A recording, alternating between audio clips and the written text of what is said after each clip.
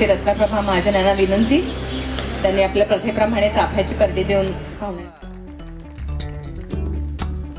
नमस्कार रसिको. जेव्हा मी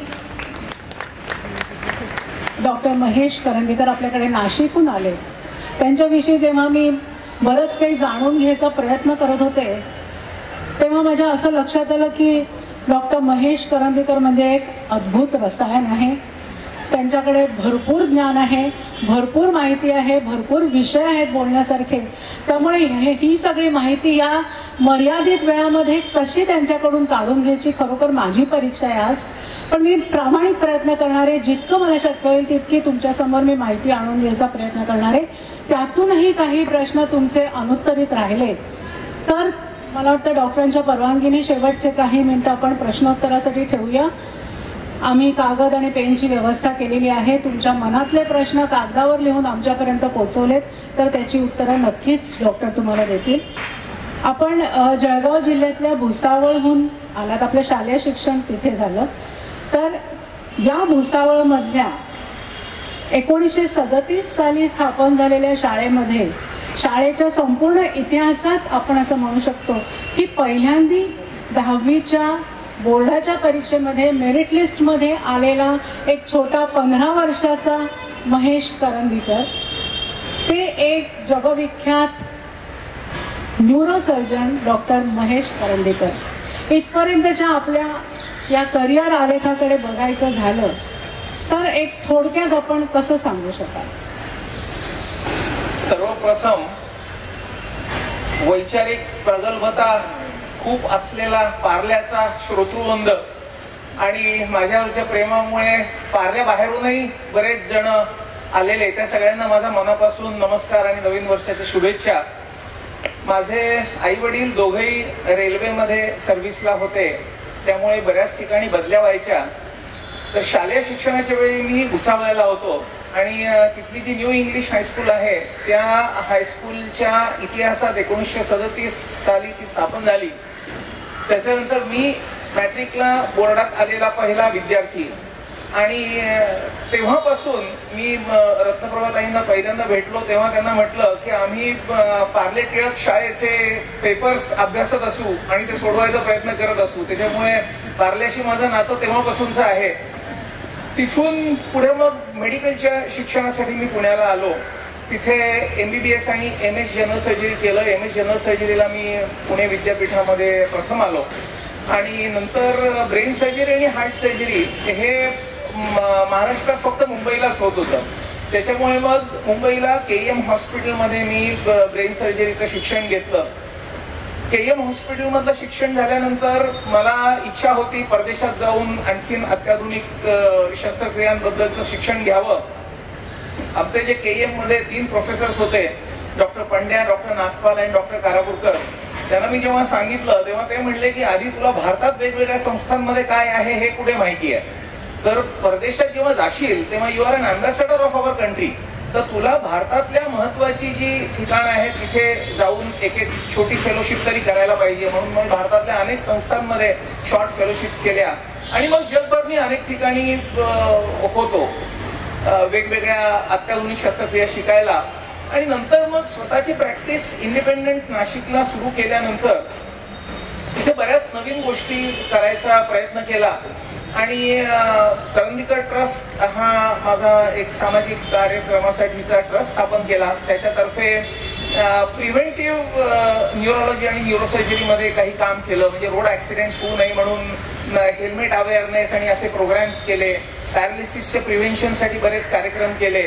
त्याच्यानंतर मग महाराष्ट्र हेल्थ युनिव्हर्सिटी जी आहे नाशिकला, जी कंट्रोल करते सगळं वैद्यकीय एज्युकेशन, त्याच्या एका समितीवर माझी नेमणूक झाली.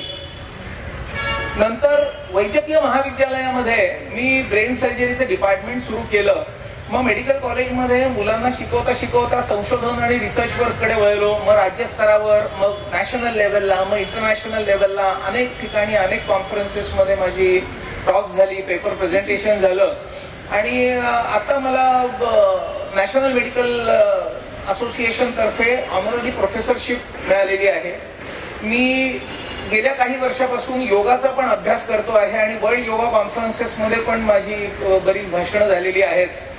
नॅशनल लॉ युनिव्हर्सिटी ऑफ इंडियाशी पण मी असोसिएटेड आहे, कारण त्याचा जो पहिला एक्झिक्युटिव्ह कोर्स कॉन्फ्लिक्ट रेझोल्युशनवर 2020 साली सुरू झाला, त्याला मी व्हिजिटिंग फॅकल्टी आणि ब्रेन आणि लॉच्या लोकांना जे ज्ञान लागतं त्या सगळ्यामध्ये मी कॉन्ट्रीब्यूट केलं. आणि रिसेंटली मला आता नाशिक म्युन्सिपल कमिशनर तर्फे एक मोठा कार्यक्रम होऊन नाशिक रत्न म्हणून पण कॉंग्रॅच्युलेशन डॉक्टर. इतकं तुम्ही सांगितलं, पण तुम्हाला तुमची पहिली सर्जरी आठवतीये का? म्हणजे तुम्ही KEM ला एक स्टुडंट होतात, सुपर स्पेशलायझेशन करत होतात तुम्ही, तेव्हा सिनियरच्या मदतीने तुम्ही जेव्हा पहिल्यांदा ते स्कल ओपन केलं आणि त्याचबरोबर नाशिकमध्ये तुमच्या स्वतःच्या हॉस्पिटलमध्ये स्वतंत्रपणे जेव्हा एखादी सर्जरी केली केवळ स्वतःच्या जबाबदारीवर, तर त्या दोन्हीच्या वेळेला तुमची मनस्थिती कशी होती? पहिल्यांदा जेव्हा ब्रेनची सर्जरी केली तेव्हा मी आधी MS होतोच, म्हणजे बरीचशी ऑपरेशन्स केलेली होती, पण मेंदू बद्दल मनामध्ये जसं तुमच्या सगळ्यांच्या गूढ आहे तसंच माझ्याही होतं, कारण मेंदूवर ऑपरेशन तोपर्यंत कधी करायला मिळालेलं नव्हतं. आणि मेंदू हा खूप रहस्यमय अवयव आहे इतर शरीरातल्या सगळ्या अवयवांपेक्षा. म्हणजे आम्ही शरीरातल्या मेंदू आणि हार्ट सोडून बाकी सगळ्याच अवयवांवर सर्जरी करतो, जनरल सर्जरीमध्ये MS जेव्हा आम्ही करतो तेव्हा, पण ब्रेन हा इतका वेगळा अवयव आहे इतर अवयवांपेक्षा, कारण मेंदूची जशी शरीरातल्या प्रत्येक अवयवाची रचना आपल्या सगळ्यांमध्ये सारखी आहे, त्याच्यामुळे त्याचं कार्य पण सारखं आहे. आपल्या सगळ्या व्यक्तींमध्ये डोळ्याची रचना सारखी आहे, कानाची रचना सारखी आहे, म्हणून आपल्या सगळ्यांना डोळ्यांनी जे दिसतं ते सगळ्यांना अगदी सारखं तेच दिसतं. कुठला रंग किती डार्क किती फेंट, कानाने जे आपण ऐकतो ते सगळ्यांची कानाची रचना असल्यामुळे अगदी तसंच आपल्याला ऐकायला मिळतं, लहान मोठं, पिच कमी जास्त सगळे व्हेरिएबल्स. पण मेंदूची मात्र सगळ्यांची रचना अगदी सारखी असून सुद्धा प्रत्येकाचा मेंदू वेगळ्या पद्धतीने काम करतो, त्याच्यामुळे मेंदूबद्दल खूप उत्सुकता होती. आणि सर्जिकल कन्सिडरेशन्स मध्ये असं आहे की मेंदू हा असा घट्ट लोण्यासारखा पदार्थ आहे, किंवा बायकांना उदाहरण द्यायचं तर मळलेल्या कणकेसारखा पदार्थ आहे. म्हणजे तर या सगळ्यामुळे खूप कुतूहल होतं की आपल्याला जमेल की नाही अशा नाजूक भागावर सर्जरी करताना. दुसरा ऍस्पेक्ट असा होता की मेंदू सगळ्या शरीराच्या सगळ्या अवयवांवर नियंत्रण ठेवणारा अवयव आहे, तर त्याच्यावर ऑपरेशन करायचं आहे म्हणजे किती मोठी जोखीम आणि जबाबदारी आपल्यावर आहे. तिसरी गोष्ट अशी होती की ब्रेन मध्ये there is no second chance. म्हणजे आतड्यामध्ये काही जरी झालं तरी एक आतड्याचा तुकडा आपण 2-4 इंचाचा कापून दुसरी 2 टोकं जोडू शकतो. ब्रेन मध्ये बोलण्याच्या केंद्राला जो धक्का जरी लागला आणि डॅमेज झाला तर तो माणूस कायमचा मोठा होतो. म्हणजे इरिव्हर्सिबल ब्रेन मध्ये काम करताना करावं लागतं, त्याच्यामुळे खूप कॉशियसली करावं लागतं. आणि आणखीन एक महत्वाचा मुद्दा म्हणजे ब्रेन मध्ये जवळजवळ अनेक नाजूक भाग असतात, त्याच्यामुळे त्या 2 मधलं अंतर कमी असल्यामुळे खूप प्रिसिजन लागतं ब्रेनच्या सर्जरीमध्ये. तर हे सगळं जमेल की नाही याचं प्रेशर होतं. म्हणजे तयारी तर केलेली होती, पण आमचे हे जे 3 गुरु होते KEM मध्ये त्यांचं हे सगळं वर्तणूक बघितलेली होती की सगळं पेशंट सेंटर्ड आणि पेशंट साठी आपल्याला जे जास्तीत जास्त करायचंय ते आपण केलं पाहिजे. आणि केवळ ह्या एका चांगल्या अधिष्ठानाने आपण जर ऑपरेशन थिएटरमध्ये गेलो तर ही जी कुठली शक्ती ह्याच्या पलीकडची आहे, कोणी त्याला देव म्हणव कोणी कुठलं नाव देव, तर ती शक्ती आपल्या पाठीशी निश्चित असते. याचं बाळकडू तेव्हा मिळालेलं होतं. तर ह्या सगळ्याचा उपयोग करून चांगली तयारी करून ब्रेन हिमरेजचं ते ऑपरेशन केलं. माझ्या पहिला पेशंट यंग इंजिनिअरिंगचा मुलगा होता आणि त्याला हॉस्टेलमध्ये शिकत होता आणि ब्रेन हिमरेज झालं ऍक्सिडेंट होऊन. त्याचे वडील मला रोज संध्याकाळी भेटायचे ऑपरेशन नंतर. ऑपरेशन सक्सेसफुल झालं पण तो अनकॉन्शियस होता 2 दिवस. तर हा वाचेल का नाही, त्याला आई नव्हती. तर ते म्हणायचे मीच त्याचं संगोपन केलंय, मीच आई आणि मीच वडील, तर काय होईल. तर त्या सगळ्या आठवणी अतिशय ताज्या आहेत पहिल्या ऑपरेशनच्या, कारण त्याच्याशी वेगळं आपलं भावनिक नातं जोडलेलं असतं.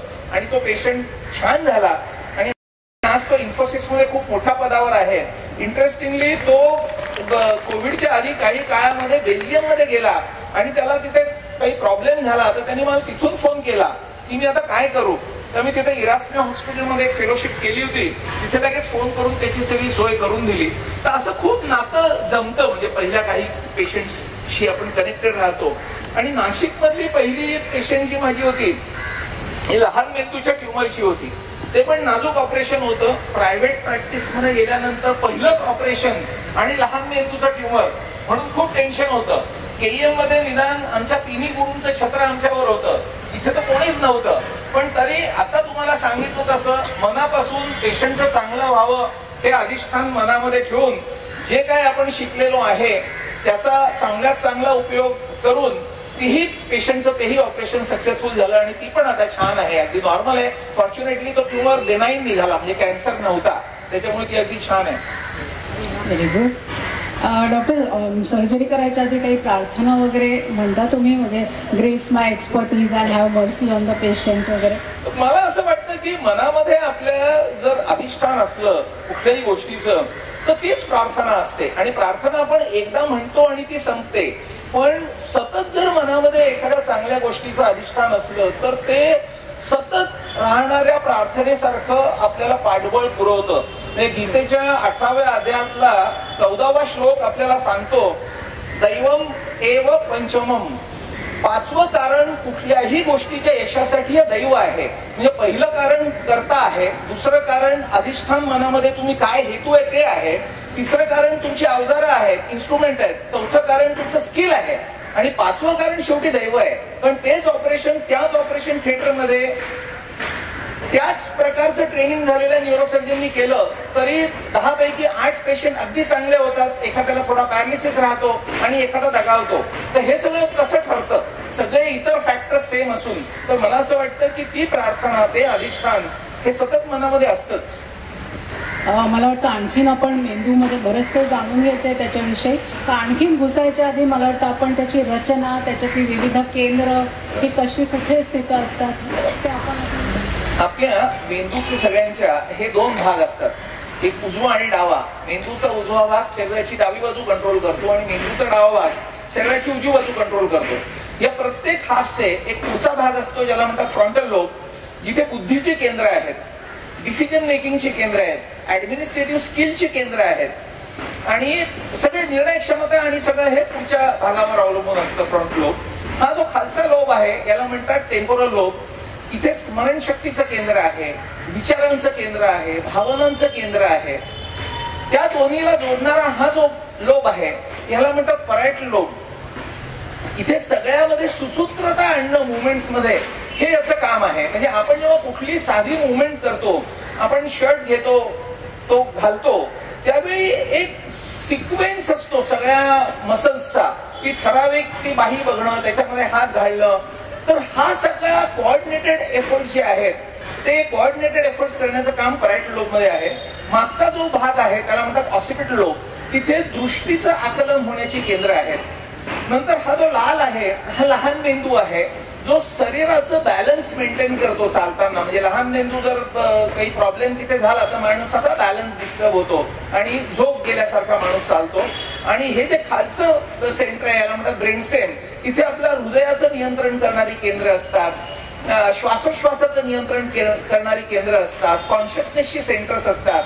तर हे ब्रेन स्टेम, म्हणजे स्टेम जसं आधारभूत असतं झाडाचा सगळ्यात महत्वाचा भाग, तसा आहे ब्रेन स्टेम. तर ढोबळ मनानी भाग आहेत. मी अनुयाताईंना म्हटलं की मला हे असं बेसिक सांगायला, आणि आत्ताच वाघ मॅडम म्हणल्या तसं मराठी आणि इंग्लिश दोन्ही जरी अलाउड असलं तरी मराठीमध्ये आपण जास्तीत जास्त सोप्या शब्दात डॉक्टर नसलेल्या सगळ्या तुम्हाला समजेल असं सांगण्याचा मी प्रयत्न केला. तर डॉक्टर, ही झाली मेंदूची रचना. आता ह्या मेंदूमध्ये मगाशी तुम्ही सांगितलं एक ट्युमर होता, एक गाठ होती, तर आणखीन कुठले असे विकार असतात की ज्याच्यावरती तुम्ही शस्त्रक्रिया करून उपचार करू शकता? एक तर पाण्याने भरलेल्या पिशव्या असतात, त्याला व्हेंट्रिकल्स म्हणतात. त्या व्हेंट्रिकल्स जर फुगल्या, त्याच्यातलं पाण्याचं प्रमाण वाढलं तर आजूबाजूच्या मेंदूवर दाब येतो आणि मग हे जमलेलं पाणी आपल्याला दुसरा रस्ता करून बाहेर काढावं लागतं. याला म्हणतात हायड्रोकेफेलस. तसंच जन्मजात मेंदूची अनेक व्यंग आहेत. म्हणजे आता सुरुवातीलाच तुम्ही म्हणलात तसं या मुलाखतीमध्ये जास्तीत जास्त एरियाज टच करायचे. आता मेंदूच्या कुठल्या कुठल्या विकारांवर मी ऑपरेशन करतो याचं उत्तर हे 3-4 तासाचं पण होऊ शकेल, अगदी ढोबळ मानाने सांगायचं म्हटलं तरी. पण मी बेसिक ग्रुप्स तुम्हाला सांगतो 2 ते 3 मिनिटात. लहान मुलांच्या मेंदूचे विकार हा एक भाग आहे. नंतर ऍक्सिडेंट आणि ट्रॉमामुळे जे मेंदूला स्कलची फ्रॅक्चर्स आहेत, मेंदूमध्ये रक्तस्राव आहेत, तो एक गट आहे. तिसरा गट आहे मेंदूला रक्तपुरवठा करणाऱ्या रक्तवाहिन्या जर चोकअप झाल्या आणि मेंदूचा एखादा भाग त्यामुळे काळा पडला, रक्त पुरवठा थांबल्यामुळे, तर पॅरालिसिस होतो. त्याला स्ट्रोक म्हणतात.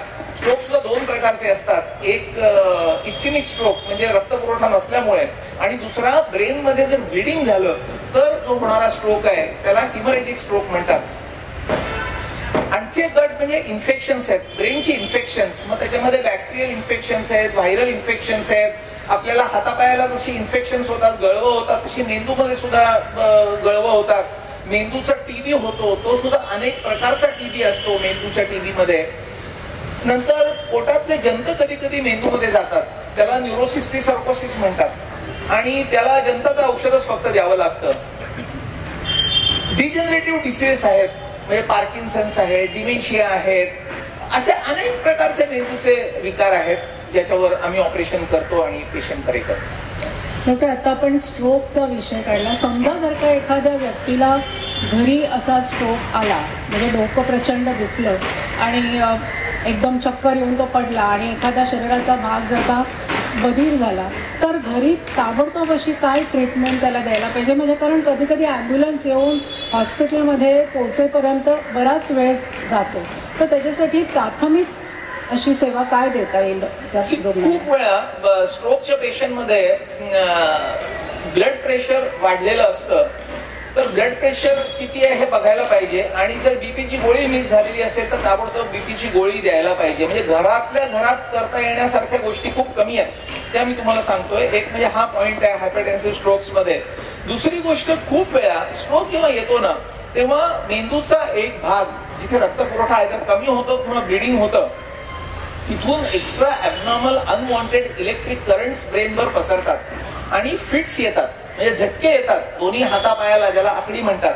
तर तसं जर आलं तर बऱ्याच वेळा हातपाय असे दाबून धरतात, किंवा जी सिक्रिशन्स असतात ती सिक्रिशन्स फुफ्फुसामध्ये जाऊन ऍस्फिक्सिया होऊन पेशंटचा मृत्यू ॲम्ब्युलन्स यायच्या आधी तुम्ही म्हणला तसा होतो. तो फिट्स इमिडिएटली आल्यानंतर जी काळजी घ्यायची असते ती घ्यायला हवी. म्हणजे एका कुशीवर पेशंटला वळवायला हवं. डेंचर्स असतील, बऱ्याचदा स्ट्रोकचे पेशंट एल्डरली असतात, त्या डेंचर्स काढायला हव्या. चष्मा असेल तर तो काढून ठेवायला हवा. आणि दातात कोणी काय काय घालतं, चप्पल हुंगवतं, तसं काही नको करायला. आणि हे सगळं करायच्या आधी ॲम्ब्युलन्स बोलवायला हवी, कारण टाइम इंटरव्हेन्शन जे असतं ते खूप महत्वाचं आहे स्ट्रोक मध्ये. म्हणजे स्ट्रोक मध्ये दुर्दैवाने भारतामधल्या बऱ्याच स्ट्रोक युनिट्स मध्ये खूप उशिरा पेशंट येतात. म्हणजे स्ट्रोक केअर मध्ये काय होतं, मगाशी मी तुम्हाला म्हटलं तसं, आपलं जर नाक दाबून ठेवलं तर गुदमरून तो माणूस मरेल 8 ते 10 मिनिटांमध्ये. तसं रक्तपुरवठा खंडित झाला की काही मिनिट, काही तास याच्यामध्ये त्या पेशी काम करेनाशा होतात. आणि एकदा त्या पेशी मृत्यू झाल्या की जसं मेलेल्या माणसाला जिवंत करता येत नाही, तसं तो पॅरालिसिस कधीच म्हणजे रिव्हर्ट होत नाही. 3-4 दिवस होऊन गेल्यानंतर जर पेशंट्स आले तर ते टाळण्यासाठी आपण लवकरात लवकर चांगल्या स्ट्रोक केअर युनिट मध्ये पेशंटला न्यायची व्यवस्था आधी केली पाहिजे. आणि मग ॲम्ब्युलन्स येईपर्यंत हे सगळं करायला पाहिजे. स्कॅन करायचा आणि त्याच्या इमेजेस टेलिमेडिसिनने बेसला पाठवायच्या, म्हणजे हॉस्पिटलला आल्यानंतर जो स्कॅन मध्ये वेळ जातो तोही वाचू शकतो. तर इतकं प्रत्येक मिनिटाला महत्व असतं स्ट्रोक मध्ये. त्याच्यामुळे आपल्याला प्रॅक्टिकली टेक होम मेसेज असा की ताबडतोब पहिल्यांदा ॲम्ब्युलन्स बोलवायची आणि मग ॲम्ब्युलन्स येईपर्यंत हे सगळं करायचं. शस्त्रक्रिया पद्धतींविषयी आता मला जाणून घ्यायचं. पूर्वीची शस्त्रक्रिया पद्धत आणि आताची नवीन, म्हणजे जरा थोडी आमची भीतीची धार थोडी बोथट होईल त्याच्यासाठी मी विचारते.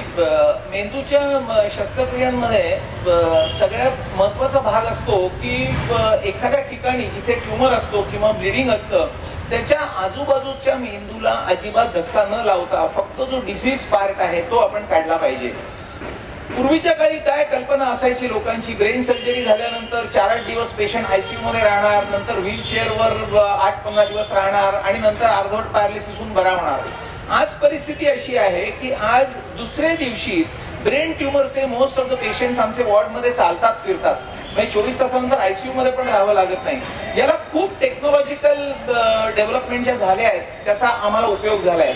मेनली काय होतं की ट्युमर म्हणा किंवा कुठलाही लिजन आपण म्हणूया, तो लिजन आणि नॉर्मल ब्रेन याच्यातली जी इंटरफेस आहे ती इंटरफेस आपल्याला जर क्लिअरली मॅग्निफाय करता आली तर खूप फायदा होतो. तर आता मायक्रो न्यूरोसर्जरी म्हणजे सूक्ष्मदर्शक यंत्रातून बघून आम्ही मेंदूची शस्त्रक्रिया करतो आणि त्यांनी 300 पट मोठं दिसू शकतं. म्हणजे नॉर्मल नर्वच्या सेल्स आणि डॅमेज पार्ट किंवा ट्युमर किंवा ब्लिडिंग याच्या मधला जो भाग आहे तो आपण डिफाईन करू शकतो मायक्रो न्यूरोसर्जरीमुळे. त्याच्या पुढची फेज अशी आली की इमेज गायडेड सर्जरी. म्हणजे पूर्वी जसं सीटी स्कॅन आणि MRI स्कॅन एकदा बघायचो आम्ही आणि मग दुसऱ्या दिवशी किंवा तिसऱ्या दिवशी ऑपरेशन करायचो. आता रिअल टाइम सीटी आणि MRI गायडेड सर्जरीज होतात. म्हणजे ऑपरेशन थिएटरमध्ये लाईव्ह आपल्याला दिसतं की किती ट्युमर राहिलाय, किती उरलाय, आजूबाजूचा भाग कुठला महत्वाचा आहे, कुठला महत्वाचा नाही आहे. नंतर डेव्हलपमेंट जशी झाली तशी एक स्टिरिओटॅक्सिक सर्जरी म्हणून एक प्रकार आला की कॉम्प्युटर गायडेड ब्रेन सर्जरी. म्हणजे समजा नॉर्मल ब्रेन सर्जरी कन्व्हेन्शनल कशी असते की या ठिकाणी समजा आता ट्युमर आहे तर आम्ही कवटीच्या जो भाग असतो त्याला 4 होल्स करतो, ती एका कटरनी जोडतो आणि मग पेटीचं झाकण उघडावं तसं झाकण उघडतो आणि मग आतमधल्या मेंदूवर ऑपरेशन करतो. ऑपरेशन संपल्यानंतर हे झाकण बंद करतो आणि जेव्हा ड्रिल आम्ही करतो त्यावेळी जशी सॉडस्ट उडते कार्पेंटर काम करताना तशी बोन डस्ट उडते. ती एका वाटीमध्ये कलेक्ट करून सलाईन मध्ये त्याची टूथपेस्ट सारखी पेस्ट बनलेली असते ती थापून टाकतो. म्हणजे मग सगळं ते फ्रॅक्चर जसं जुळून येतं तसं हे जुळून येतं. आता समजा या दोन्हीच्या मेंदूच्या मधोमध समजा या ठिकाणी इथे कुठे ट्युमर आहे तर या पद्धतीने आपण जर मेंदू ओपन केला तर नॉर्मल मेंदू आपल्याला पोखरून तिथे जावं लागेल. तर याच्याऐवजी स्टिरिओटॅक्सी सारखी आता नवीन टेक्नॉलॉजी आहे कॉम्प्युटर गायडेड ब्रेन सर्जरी की एका 6, 7, 8 मिलीमीटरच्या होल मधून काही स्पेशलाइज चिमटे आम्ही आत घालू शकतो आणि सीटी स्कॅन आपल्याला एक्झॅक्ट XYZ ऍक्सिस मध्ये किती डेप्थला कुठल्या ऍक्सिस मध्ये जायचं ते सांगतं आणि तिथे गेलं की साबुदाण्यासारखे छोटे छोटे तुकडे काढून तो ट्युमर काढून टाकू शकतो. अगदी डीप सीटेड जर ट्युमर असला तर. म्हणजे डोंगर पोखरून उंदीर काढावा लागू नाही या प्रकारच्या केसेससाठी स्टिरिओटॅक्सिक सर्जरी असते. त्याच्यानंतर आता मी जे मगाशी म्हटलं की पाण्याच्या पिशव्या असतात मेंदूच्या तिथे जर गाठी झाल्या तर पूर्ण मेंदू डॅमेज करून त्या पाण्याच्या गाठींपर्यंत जाण्यापेक्षा दुर्बिणीतून आपण त्या पाण्याच्या पिशव्यांमध्ये दुर्बीण घालायची आणि त्या दुर्बिणीतून ते आपण ट्युमर किंवा जो काय आजार असतो तो आपण काढून घेऊ शकतो. अनेस्थेशियामध्ये प्रचंड सुधार झाला.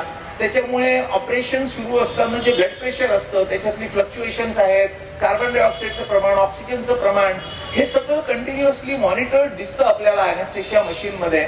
तर खूप जशी टेक्नॉलॉजी वाढली तर तो आपल्याला खूप म्हणजे उपकारकच आहे आणि त्याच्यामुळे पेशंट आता मी म्हटलं तसं मेंदूच्या ऑपरेशन बद्दल आता भीतीच नको. म्हणजे मेजॉरिटी ऑफ द पेशंट्स छान हिंडतात, फिरतात, चालतात, बोलतात, त्यांना काही डेफिसिट राहत नाही. आणि हे प्युअरली जे तंत्रज्ञान विकसित होत गेलं आणि टेक्निक्स पण नवीन नवीन डेव्हलप होत गेली त्या सगळ्याचाच हा फायदा आहे. आणि आता लेटेस्ट सगळ्यात म्हणजे रोबोटिक ब्रेन सर्जरी आहे की रोबोटिक्स वापरून म्हणजे शेवटी man behind the machine is important पण रोबोनी प्रिसिजन येतं. मी म्हटलं तसं ह्युमन हँड्सनी जर आपल्याला 1 मिलीमीटर पर्यंत प्रिसिजन मिळत असेल तर 0.01 मिलीमीटर इतक्या प्रिसिजननी आपल्याला काम करता येतो तो रोबोचा उपयोग करून. रोबोटिक सर्जरी आणखी जे 10 रेडिओलॉजिस्ट लागायचे सीटी स्कॅन MRI स्कॅनचं इंटरप्रिटेशन करायला ते आता ऑटोमॅटिक रिपोर्ट आर्टिफिशियल इंटेलिजन्सनी येऊ शकेल. पण तरी सुद्धा मॅन बिहाइंड द मशीन हा इनडिस्पेन्सिबल आहे कारण तो इंटेलिजन्स शेवटी आर्टिफिशियलच आहे. सांगतो की समजा मेंदूच्या रक्तवाहिनीमध्ये आतमध्ये फुगवटा निर्माण झाला आणि तो फुगा जसं नस फुगत गेली की जसं बलून आपण स्ट्रेच करतो तशी वॉल त्याची थिन होत जाते आणि मग तो फुगा फुटला की सडनली ब्रेन इमरेज होतं. तर हा फुगा कायमचा काढण्यासाठी पूर्वी जी सर्जरी करावी लागायची ऑपरेशन करून त्या वेसल मधला फुगा काढावायचा त्याच्याऐवजी आता एक मॅजिक कॅथेटर नावाचा एक अतिशय छोटा सूक्ष्म कॅथेटर असतो. तो आपल्या हाताच्या नसेमधून हृदयातून मेंदूला रक्तपुरवठा करणाऱ्या नसांमध्ये नेला जातो आणि सगळं स्क्रीनवर दिसत असतं आपल्याला आणि त्याच्यातून काही ग्लू किंवा वेगवेगळ्या प्रकारचे पदार्थ कॉइल्स हे घालून ते सील केलं जातं फुगा. म्हणजे नॉर्मल ब्लड फ्लो रिस्टोर होऊन तो फुगा सील केला जातो. स्ट्रोकच्या पेशंटमध्ये सुद्धा जेव्हा आपण म्हणतो की एखाद्या नसेतून रक्तपुरवठा होत नाही तेव्हा तो समजा 40%, 50%, 60%, 70% ती व्हेसल ब्लॉक होत असेल तर त्या व्हेसलचं स्टेंटिंग करणं, हार्टचं असं करोनरी स्टेंटिंग करतात तसं ब्रेनच्या व्हेसलचं स्टेंटिंग करणं किंवा तिथे वेगवेगळ्या प्रकारची इंटरव्हेन्शन्स करणं, तिथे आतमध्ये जो कचरा जमा झालेला असतो तो स्वच्छ करणं, अशा खूप त्याच्या प्रोसिजर्स आहेत. ही वेगळी ब्रांच आहे. या अत्याधुनिक शल्यकर्म सुविधांमुळे अचूकपणा तर येतोच आणि वेळेचाही म्हणजे वेळही बरीच वाचत असेल याच्यामध्ये. डॉक्टर, पण अलीकडे आपलं आयुष्य इतकं गतिमान झालंय ना की आपण जरी असं म्हटलं की टाइम इज मनी, तरी I don't think anybody is rich that way. Everybody is below poverty line. आपल्याकडे वेळेचाच अभाव असतो आणि त्याच्यामुळे एकात एक काम करण्याची आपल्याला सवय लागलेली असते.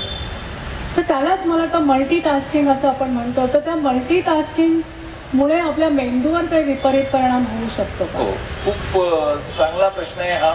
हल्ली जवळजवळ सगळ्या क्षेत्रांमधल्या सगळ्याच प्रोफेशनल्सना मल्टीटास्किंग करावंच लागतं असं ते म्हणतात आणि त्याच्यामध्ये ते अभिमान बाळगतात की मी एका वेळी इतक्या गोष्टी करू शकतो. म्हणजे डॉक्टर्स असो, इंडस्ट्रियलिस्ट असो, बिझनेसमॅन असो, IT मधली लोक असो, समोर लॅपटॉपचा स्क्रीन असतो, तिकडे लक्ष असतं, कागदाचे फाईल्सचे गठ्ठे समोर असतात सह्या करायला, इंटरकॉमवर कोणाशी तरी फोनवर बोलणं चालू असतं, समोर पेशंट किंवा क्लायंट असतो आणि मोबाईल वाजतो. ऍट ए टाइम तुम्ही एवढ्या ठिकाणी जर लक्ष दिलं तर नॅचरली ब्रेनच्या पेशींवर प्रचंड लोड होतो. आता IT चं युग आहे. तुम्ही साधा लॅपटॉपचा विचार केला, आपण एका वेळी 2-4 विंडो ओपन करून काम करतो. 10 विंडो ओपन केला तर काय होईल, 20 विंडोज ओपन केल्या तर काय होईल, 100 विंडोज ओपन केल्या तर काय होईल. किती रॅम जरी असला आणि किती हाय एंड कॉम्प्युटर किंवा लॅपटॉप असला तरी तो हँग होईल. तसंच असंख्य कामं, मनात वेगळ्याच प्रकारचे विचार, बाहेर वेगळंच काहीतरी करतोय आणि एका वेळी 10 गोष्टी करतोय यांनी ब्रेनवर प्रचंड लोड येतो. शास्त्रीय भाषेमध्ये त्याला ॲलोस्टॅटिक लोड म्हणतात आणि त्या ॲलोस्टॅटिक लोडचे असंख्य दुष्परिणाम आहेत. कारण मेंदूच्या पेशी आधी ऍडजस्ट करायला बघतात की थोडा वेळ लोड आलाय तो आपण कॉम्पेन्सेट करू, दुसऱ्या दिवशी विश्रांती मिळेल, पण दुसऱ्या दिवशी तेवढाच नव्हे आणखीन मोठा लोड असं जेव्हा होत जातं तेव्हा त्या पेशी थकतात आणि मग पेशींच्या आतली जी मशिनरी असते, मायक्रो मशिनरी ऍडजस्ट व्हायची किंवा नवीन ऊर्जा तयार करायची, ती जेव्हा बिघडते तेव्हा अनेक प्रकारचे आजार सुरू होतात आणि त्या आजाराचं मूळ म्हणजे हल्ली आम्ही यंग डिमेन्शिया बघतो. डिमेन्शिया म्हणजे 70-80व्या वर्षी व्हायचा डिमेन्शिया हल्ली 30 आणि 35च्या IT प्रोफेशनल्सना होतो. त्याचं कारण हे सगळे ॲलोस्टॅटिक लोड्स आहेत. आणि जरी आता तुम्ही म्हणालात की आपण कोणीच तेवढे रिच नाही, तरी प्रश्न असा आहे की जर आपण ते रिच व्हायचा प्रयत्न करत गेलो आणि एक दिवशी इतके रिच झालो की आपल्याकडे वेळच वेळ आहे आणि आपल्याला पॅरालिसिस होऊन बसलोय रिकामे, तर ते आपल्याला चालेल का? हा विचार प्रत्येकाने करण्याची खूप आवश्यकता आहे.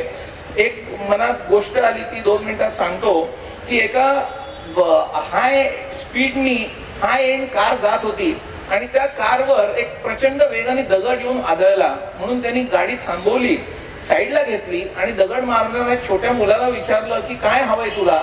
त्यांनी सांगितलंय की माझ्या वडिलांना इथे रक्ताच्या थारोळ्यात पडलेत, ऍक्सिडेंट झालाय, पण कोणी थांबत नाहीये म्हणून मी दगड मारला. तर त्यांनी सांगितलं की अरे मी मदत नक्कीच केली असती, पण दगड का मारलास? म्हणजे तो म्हणला मी इतक्या लोकांना आधी रुमाल दाखवला, अंगातला शर्ट काढून दाखवला, हात दाखवला, रस्त्याच्या मध्ये उभा राहिलो, पण कोणाला वेळच नाही हो माझ्याकडे बघायला. सगळ्यांना तुम्ही म्हणलात तसं वेळ नाही, बाकी सगळं आहे आणि त्याच्यात अभिमान आहे. तर अशा वेळी परिस्थिती अशी होते की कधी कधी पॅरालिसिस म्हणा किंवा डिमेन्शियाज म्हणा, देव तुम्हाला दगड मारतो की अरे बाबा थांब आता, आणि त्याची किंमत खूप मोठी असते. मग एकदम वेळेच्या दृष्टीने रिच होतो पण दुसरा काहीच नसतं हातात करायला. त्यामुळे आपण थोडं स्लो डाऊन व्हायला पाहिजे. हा आजच्या पिढीला महत्वाचा मेसेज मला वाटतं पार्ल्याकडे द्यायला पाहिजे. नाही, स्लो डाऊन व्हायला पाहिजे. अगदी कबुले. आपल्याला कोविडमध्ये हे जाणवलंच, निसर्गाने अशी चक्रात मारली ना की सगळंच कसं थोडं ठप्प झालं होतं. पण डॉक्टर, तुम्ही हे सगळे विपरीत परिणाम मला सांगताय, एका स्त्रीला सांगताय, आणि आम्ही सगळ्या स्त्रियांना एक अभिमान आहे की मल्टीटास्किंग मध्ये आम्ही माहीर असतो. एकात एक कामं आम्ही उरकतो, कारण मे बी बाकीच्या कोणाला ती कामं सुचत नसतात. पण मला एक सांगा, अशी जेव्हा छोटी छोटी कामं आम्ही एकत्र करतो ना, म्हणजे may be one task is automated. हे समजा ट्रेडमिलवर आम्ही करतोय आणि त्यावेळेला काहीतरी सिरियल बघितली, पुस्तक वाचलं, टी व्ही बघता बघता समजा आम्ही भाजी निवडली, कपड्यांच्या घड्या घातल्या, तर ह्याला पण तुम्ही मल्टीटास्किंग म्हणाल का? आणि त्याचे काही विपरीत परिणाम होत असतील तर आम्हाला खरोखर विचार करायला पाहिजे. मी आता नाही म्हणायला शिकलं पाहिजे. मी आता जसं लॅपटॉप आणि कॉम्प्युटरचं उदाहरण दिलं, एका वेळी 2 विंडो 3 विंडो तुम्ही ओपन करू शकाल. ते अनेक गोष्टींवर, अनेक व्हेरिएबल्सवर अवलंबून आहे. तुम्ही किती विंडो सेफली ओपन करू शकाल, तुमचा रॅम किती आहे, तुमची मेमरी किती आहे, तशाच पद्धतीने तुमचं वय किती आहे, तुमचा फिटनेस किती आहे, तुमचं मेंटल एज किती आहे, तुमची इमोशनल स्टेट कशी आहे, तुम्हाला स्ट्रेस किती आहे, याच्यावर तुम्ही 2 किंवा 3 कामं करू शकता का नाही. म्हणजे कपड्याच्या घड्या घालणं, फोन घेणं, हे डेफिनेटली अलाउड आहे विदिन अ परमिसिबल लिमिट. पण तुम्ही जे ट्रेडमिलचं म्हणलात आता, तो व्यायाम करताना माणसानी त्या व्यायामात जर लक्ष ठेवलं नाही तर व्यायाम करणाऱ्या स्नायूंना पुरेसा रक्तपुरवठा होत नाही आणि व्यायामाचा फायदा होत नाही. म्हणून ट्रेडमिल करताना वेगळं काहीतरी करणं किंवा व्यायाम करताना वेगळं काहीतरी करणं हे गैर आहे. दुसरी 1-2 कामं घरातली केली, दूध तापतंय गॅसवर, एकीकडे काहीतरी होत आहे, घड्या चालल्यात कपड्यांच्या, हे ठीक आहे. पण व्यायाम हा व्यायाम म्हणून केला पाहिजे, पूर्ण तन मन धन ओतून म्हणतो आपण. म्हणजे व्यायाम करताना तर मी नेहमी सांगतो की you should be able to establish a dialogue with your muscles, with your bones. त्यांनी खूप फायदा होतो. म्हणजे पुन्हा व्यायाम या विषयावर एक खूप वेगळं तासभर बोलता येईल, पण आता वेळ कमी आहे. ठीक आहे. ओके, इथे काही मला वाटतं वकील पण आले. एकदा मी तुमचा फोटो पाहिला होता ज्याच्यामध्ये असं वकिलांच्या मेळाव्यात तुम्ही बसला होता. आपले चीफ जस्टिस धनंजय चंद्रचूडही होते, बॉम्बे हायकोर्टचे माजी न्यायाधीश धनुका होते. या वकिलांच्या मेळाव्यात एक न्यूरोसर्जनचं काय काम होतं? म्हणजे तुम्ही काय त्यांना उपदेश केले किंवा त्यांच्या मेंदूविषयी तुम्ही काही अभ्यास केलाय का? या वकिलांच्या मेळाव्यामध्ये जे मला बोलवतात ते वेगळ्या कारणासाठी, त्याचं उत्तर आधी देतो आणि मग वकिलांच्या ब्रेन बद्दल सांगतो. 2020 साली पहिला कोर्स कॉन्फ्लिक्ट रेझोल्युशनचा आशियामध्ये सुरू झाला national law university of India तर्फे. की रिस्टोरेटिव्ह जस्टिस म्हणून एक कल्पना आहे की लाखांनी केसेस पेंडिंग आहेत कोर्टामध्ये, डायव्होर्स पिटिशन्स पेंडिंग आहेत काही लाख, म्हणून फॅमिली कोर्ट्स तयार केली गेली. पण फॅमिली कोर्ट्समध्ये काय व्हायचं, दोन्ही वकील आणि जज मिळून समजावून सांगायचे की लहान मूल आहे 2-3 वर्षाचं, तर आता घटस्फोटापेक्षा तुम्ही सामोपचाराने राहिलात तर त्या मुलाचं तुमचं पण भलं होईल. ऍग्री व्हायचे आणि ऍग्री झाल्यानंतर सह्या करून घरी गेले की 2-3 महिन्यानंतर पुन्हा भांडण झालं की पुन्हा फ्रेश ऍप्लिकेशन.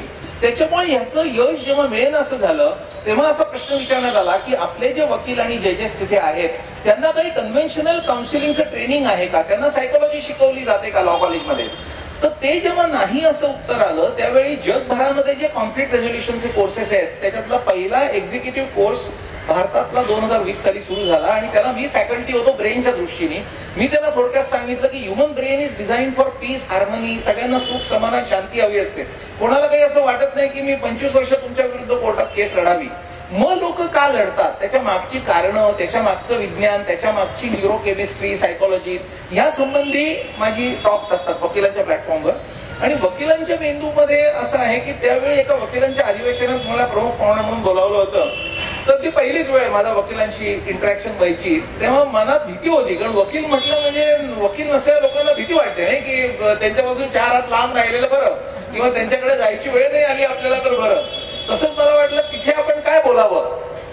तर तेव्हा मी थोडासा अभ्यास केला वकिलांच्या मेंदूबद्दल. आणि वकिलांचा मेंदू हा इतर सगळ्या प्रोफेशनल्सच्या मेंदूपेक्षा कसा वेगळा याच्याबद्दल बऱ्याच गोष्टी मला कळायला लागल्या. की अनेक आजार जे डिजनरेटिव्ह आहेत, म्हणजे पार्किन्सन्स आहे किंवा डिमेन्शियाज आहेत, त्याचं सगळ्या प्रोफेशनल्स पैकी वकिलांच्या प्रोफेशनमध्ये हायएस्ट इन्सिडन्स आहे. मग मला असं वाटलं का, म्हणजे आम्ही सुद्धा हार्ट सर्जरी, ब्रेन सर्जरी, आमची 12-12, 16-16 तासाची ऑपरेशन असतात, आम्ही आयसीयूत असतो, आम्ही 24 तास बिझी असतो, तेही 24 तास बिझी असतात. पण या दोन्हीमध्ये फरक असा आहे की आपलं मगाशी जसं आपण अधिष्ठानाचं म्हटलं, वकिलांच्या प्रोफेशनमध्ये काय होतं की पॉझिटिव्ह थॉट्स आणि निगेटिव्ह थॉट्स. आमच्या प्रोफेशनमध्ये 100% आम्ही पॉझिटिव्ह फ्रेम ऑफ माइंड मध्ये असतो की या पेशंटला आपल्याला बरं करायचंय सगळ्यांनी मिळून. वकिलांच्या याच्यात काय होतं, क्लायंट जेव्हा येतो तेव्हा तो त्यांना माहिती सांगतो मी असा असा गुन्हा केला, असं केलं तसं केलं, आणि ते सगळं त्यांना बारकाव्या सकट समजून घ्यावं लागतं. आणि ते जेव्हा ते समजून घेतात तेव्हा एक मिरर न्यूरॉन नावाची कन्सेप्ट आहे. आरशात जसा आपला चेहरा आपण बघतो आणि आपल्याला प्रतिबिंब दिसतं, तसं एखादा माणूस एखादी गोष्ट सविस्तर जेव्हा समजावून सांगतो ती आपल्याला अचूक समजावी म्हणून त्या माणसाच्या ब्रेनच्या ज्या पार्ट्स मधले जे न्यूरॉन ऍक्टिव्हेट होतात तेच आपल्या ब्रेन मध्ये ऍक्टिव्हेट होतात. आणि तो जेव्हा सगळ्या निगेटिव्ह वर्णनं करतो आणि ती मी जर रोज ऐकली तर माझ्या ब्रेन मध्ये पण निगेटिव्ह एनर्जीज तयार होतात. हा एक भाग. दुसरा भाग, आम्ही जेव्हा ऑपरेशन थिएटर मध्ये असतो तेव्हा आमचा अॅनेस्थेटिस्ट आहे, आमच्या नर्सेस आहेत, आमचे असिस्टंट आहेत, मी आहे. आमच्या सगळ्यांचा उद्देश काय असतो की ह्या पेशंटचं भलं व्हावं. ब्लड प्रेशर कमी झालं लगेच ते वाढवायला अॅनेस्थेटिस्ट औषधं इंजेक्शन देतो असं सगळं. वकिलांच्या प्रोफेशन मध्ये काय होतं, तिथे लढाईच असते सारखी. दुसरा काय सांगतो मी त्याला उलट बोलणार, तो उलट बोलणार. म्हणजे एकत्रितपणा, एकसूत्रीपणाऐवजी एकमेकांच्या विरुद्ध लढण्याचा जो कार्यक्रम आहे त्यांनी खूप जास्त ब्रेनवर स्ट्रेस येतो. आणखीन एक गोष्ट अशी आहे की आपल्या मनामध्ये ज्या गोष्टी आपल्याला माहिती आहेत त्याच्यातल्या आपल्या मनातलं ओठावर येऊ नाही म्हणून काही ब्रेन मधली स्पेसिफिक सर्किट्स ऍक्टिव्ह असतात. म्हणजे आता आर्ग्युमेंट सुरू आहे, त्या आशिलाने सांगितलंय की असा असा गुन्हा झालाय आणि न्यायाधीशासमोर तर आर्ग्युमेंट करताना वकिलाला ते बोलायचं नाहीये, तेव्हा काही सर्किट्स ब्रेक लावतात ह्याच्यावर की हे सांगू नको. आणि जसं गाडीचं ब्रेक लावताना तिथे झीज होते तशी ब्रेन मध्ये झीज होते. अशा अनेक गोष्टी आहेत वकिलांच्या ब्रेन मध्ये compare to any other profession जिथे ट्रान्सपरन्सी आहे. म्हणजे आपण नेहमी असं म्हणतो की विचार, उच्चार आणि आचार याच्यामध्ये सुसूत्रता पाहिजे, पण काही काही प्रोफेशन्स अशी आहेत की त्यांना हे माफ आहे असं आपण म्हणूया. पण आता तुम्ही मेंदूची झीज होते असं आता तुम्ही सांगितलंय, तर माझ्या मनात असा प्रश्न येतोय की जेव्हा आता म्हणजे सतत आपल्याला स्ट्रेस हा पण आपल्या आयुष्याचा एक अविभाज्य घटक आहे असं आपल्याला म्हणायला हरकत नाही, पण जेव्हा सततचा स्ट्रेस आपल्या मनावर असतो, म्हणजे तो आपल्या कामाच्या बाबतीतला असो किंवा आपल्या नातेसंबंधातला काही ताणतणाव असो, तर त्या स्ट्रेसचा आपल्या मेंदूवर काय परिणाम होतो. आणि त्याचबरोबर एखाद्याचा आपल्याला राग येतो. आता राग येणं हे स्वाभाविक आहे, प्रत्येकाच्या सेल्फ रिस्पेक्टचा तो प्रश्नही असतो, पण राग मनात धरणं, सतत तो डोक्यात ठेवणं, या दोघांचाही आपल्या मेंदूवरती काय विपरीत परिणाम होतो. स्ट्रेस मध्ये काय होतं, आताच मी म्हटलं तसं ॲलोस्टॅटिक लोड जो असतो तो प्रचंड वाढतो. त्यामुळे जसं इंजिन मध्ये कार्बन जमतो किंवा अनावश्यक वेस्ट प्रॉडक्ट जमतात, तशा प्रत्येक मेटाबॉलिक प्रोसेसेस मधून शरीराच्या प्रत्येक पेशीमध्ये वेस्ट प्रॉडक्ट जमत असतात आणि ती क्लीनअप करायला विश्रांतीची आवश्यकता असते. जेव्हा विश्रांती मिळत नाही आणि कंटिन्युअस माणूस प्रचंड कपॅसिटीने काम करत राहतो, त्याच्या ब्रेनच्या पेशींमध्ये जी वेस्ट प्रॉडक्ट तयार होतात ती उत्सर्जित व्हायला स्कोपच नसतो. त्याच्यामुळे ती जमत जातात आणि मग व्हेरियस प्रकारचे अनेक प्रकारचे डिजेनरेटिव्ह चेंजेस तयार होतात. कधी कधी पेशींवरची आवरणं वीक होतात, कधी कधी पेशीमधलं कंडक्शन बदलतं, कधी कधी पेशीचं जे केंद्रक असतं त्या केंद्रकामधले क्रोमोझोम सुद्धा अफेक्ट होतात, म्युटेशन्स होतात. अशा अनेक गोष्टी स्ट्रेसमुळे होतात. मग बाहेर आपण त्याला डिमेन्शिया म्हणतो किंवा स्मरणशक्ती गेली असं म्हणतो, पण हे परिणाम आपल्याला अगदी अर्ली स्टेजमध्ये स्ट्रेसचे परिणाम पिकअप करता यायला पाहिजे. आणि ते जर त्या स्टेजला पिकअप केले तर आता खूप चांगली अत्याधुनिक औषधं अवेलेबल आहेत. ते औषधं आपण सुरू करून तो माणूस नॉर्मल आयुष्य जगू शकतो. पण खूप वेळा होतं काय, जे सटल फीचर्स आहेत ते पिकअपच होत नाहीत. म्हणजे साध्या साध्या गोष्टी माणूस विसरायला लागला विस्मरणामध्ये की ते विसरताना आपल्याला वय झालं म्हणून असेल असं गृहीत धरतात, पण तसं नाही करायला पाहिजे. म्हणजे दैनंदिन गोष्टीमध्ये खूप वेळा बायका गॅस बंद केलाय का हे पुन्हा पुन्हा बघतात. रात्री झोपताना दार बंद केल्यावर कडी लावली आहे की नाही हे 4-4 वेळा बघतात. किंवा बाहेर पडताना चष्माच घरी विसरून गेलो किंवा मोबाईलच घरी विसरलो. हल्ली मोबाईलला फार महत्वाचं आहे, मोबाईल नसेल तर काहीच आपलं होणार नाही. तर ह्या गोष्टी जर व्हायला लागल्या तर ती पहिली स्टेज आहे. त्याच्यापेक्षा ऍडव्हान्स स्टेज म्हणजे एखादा आपला ओळखीचा माणूस भेटला तर त्याचं नाव न आठवणं की अरे मी ओळखतो पण याचं नावच मला आठवत नाहीये, किंवा त्याच्या पुढची स्टेज म्हणजे त्या माणसांना पण न ओळखणं. तर हे अर्ली इंटरव्हेन्शन हे खूप आवश्यक आहे स्ट्रेसच्या कॉन्सिक्वेन्सेस मध्ये. राग हा जो भाग आहे, रागामध्ये नॉरएपिनेफ्रिन आणि एपिनेफ्रिन म्हणून ब्रेन मधली जी केमिकल्स आहेत त्याचं प्रमाण खूप वाढतं आणि त्याचे शरीरातल्या सगळ्याच अवयवांवर दुष्परिणाम होतात. आणि ब्रेन मधली जी केमिकल्स आहेत त्याच्यामध्ये वेगवेगळी केमिकल्स आहेत. म्हणजे ठराविक भावनांशी डोपामिन असोसिएटेड आहे, ज्याचा संबंध पार्किन्सनशी आहे. ठराविक भावनांशी सिरोटोनिन ऍफिलिएटेड आहे.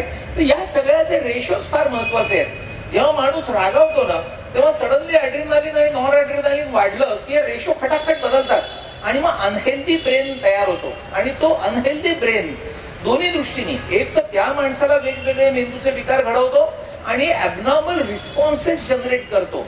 म्हणजे छोट्या छोट्या गोष्टीमध्ये चिडचिड होणं, पटकन दुसऱ्याला उलटून बोलणं, त्याच्या पुढची स्टेज म्हणजे वस्तू फेकून मारणं वगैरे, असं सुद्धा. म्हणजे रागावर जर नियंत्रण नसलं, आता तुम्ही म्हणलात तसं राग येणं हे स्वाभाविक आहे. कारण एक्सपेक्टेशन रियालिटी मिसमॅच हे जे आपण म्हणतो, माझी जी अपेक्षा आहे आणि जी रियालिटी आहे ती मी स्वीकारू शकत नाही अनलेस तुमची आध्यात्मिक बैठक खूप मोठी आहे. आता वाघ मॅडमनी सांगितलं त्या स्तरावर माणूस जर पोहोचला तर मग माणूस राग नियंत्रणात आणू शकेल.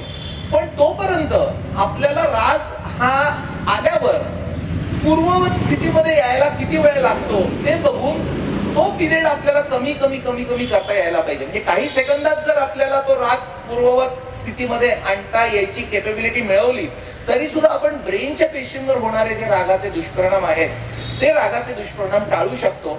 आणि राग नियंत्रणातच असला पाहिजे तर तो उपयोगी पण पडतो आपला. म्हणजे कधी कधी रागवावंच लागतं.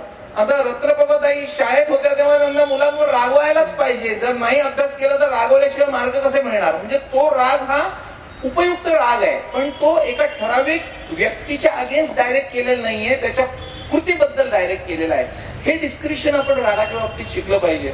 एक रागाबद्दल एक फेमस गोष्ट आहे, तुमच्यापैकी काही जण माहित असेल की एक लहान मुलगा वडिलांचं बोट धरून जात होता फिरायला, तेव्हा 4 पोलीस एका चोराला पकडून घेऊन जात होते. तर त्या मुलाने विचारलं वडिलांना, बाबा हे काय आहे? तर म्हणले त्यांनी चोरी केली आहे म्हणून त्याला पकडून ते 4 पोलीस घेऊन चालले.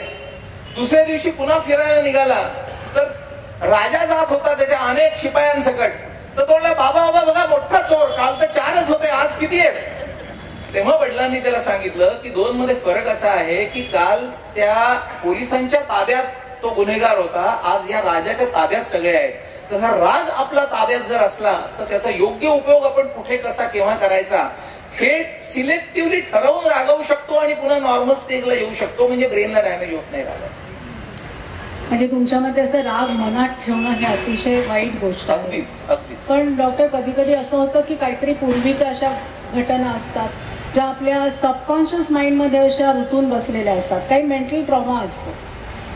तर मग ह्या सगळ्या प्रकाराचा म्हणजे आपण असं म्हणतो की सबकॉन्शियस माइंड म्हणजे जवळजवळ 82% आपलं मन आपण धरलं तर त्याच्यातलं subconscious mind is occupied by 82% of the area आणि साधारण 12% 18% वगैरे कॉन्शियस माइंड असतं.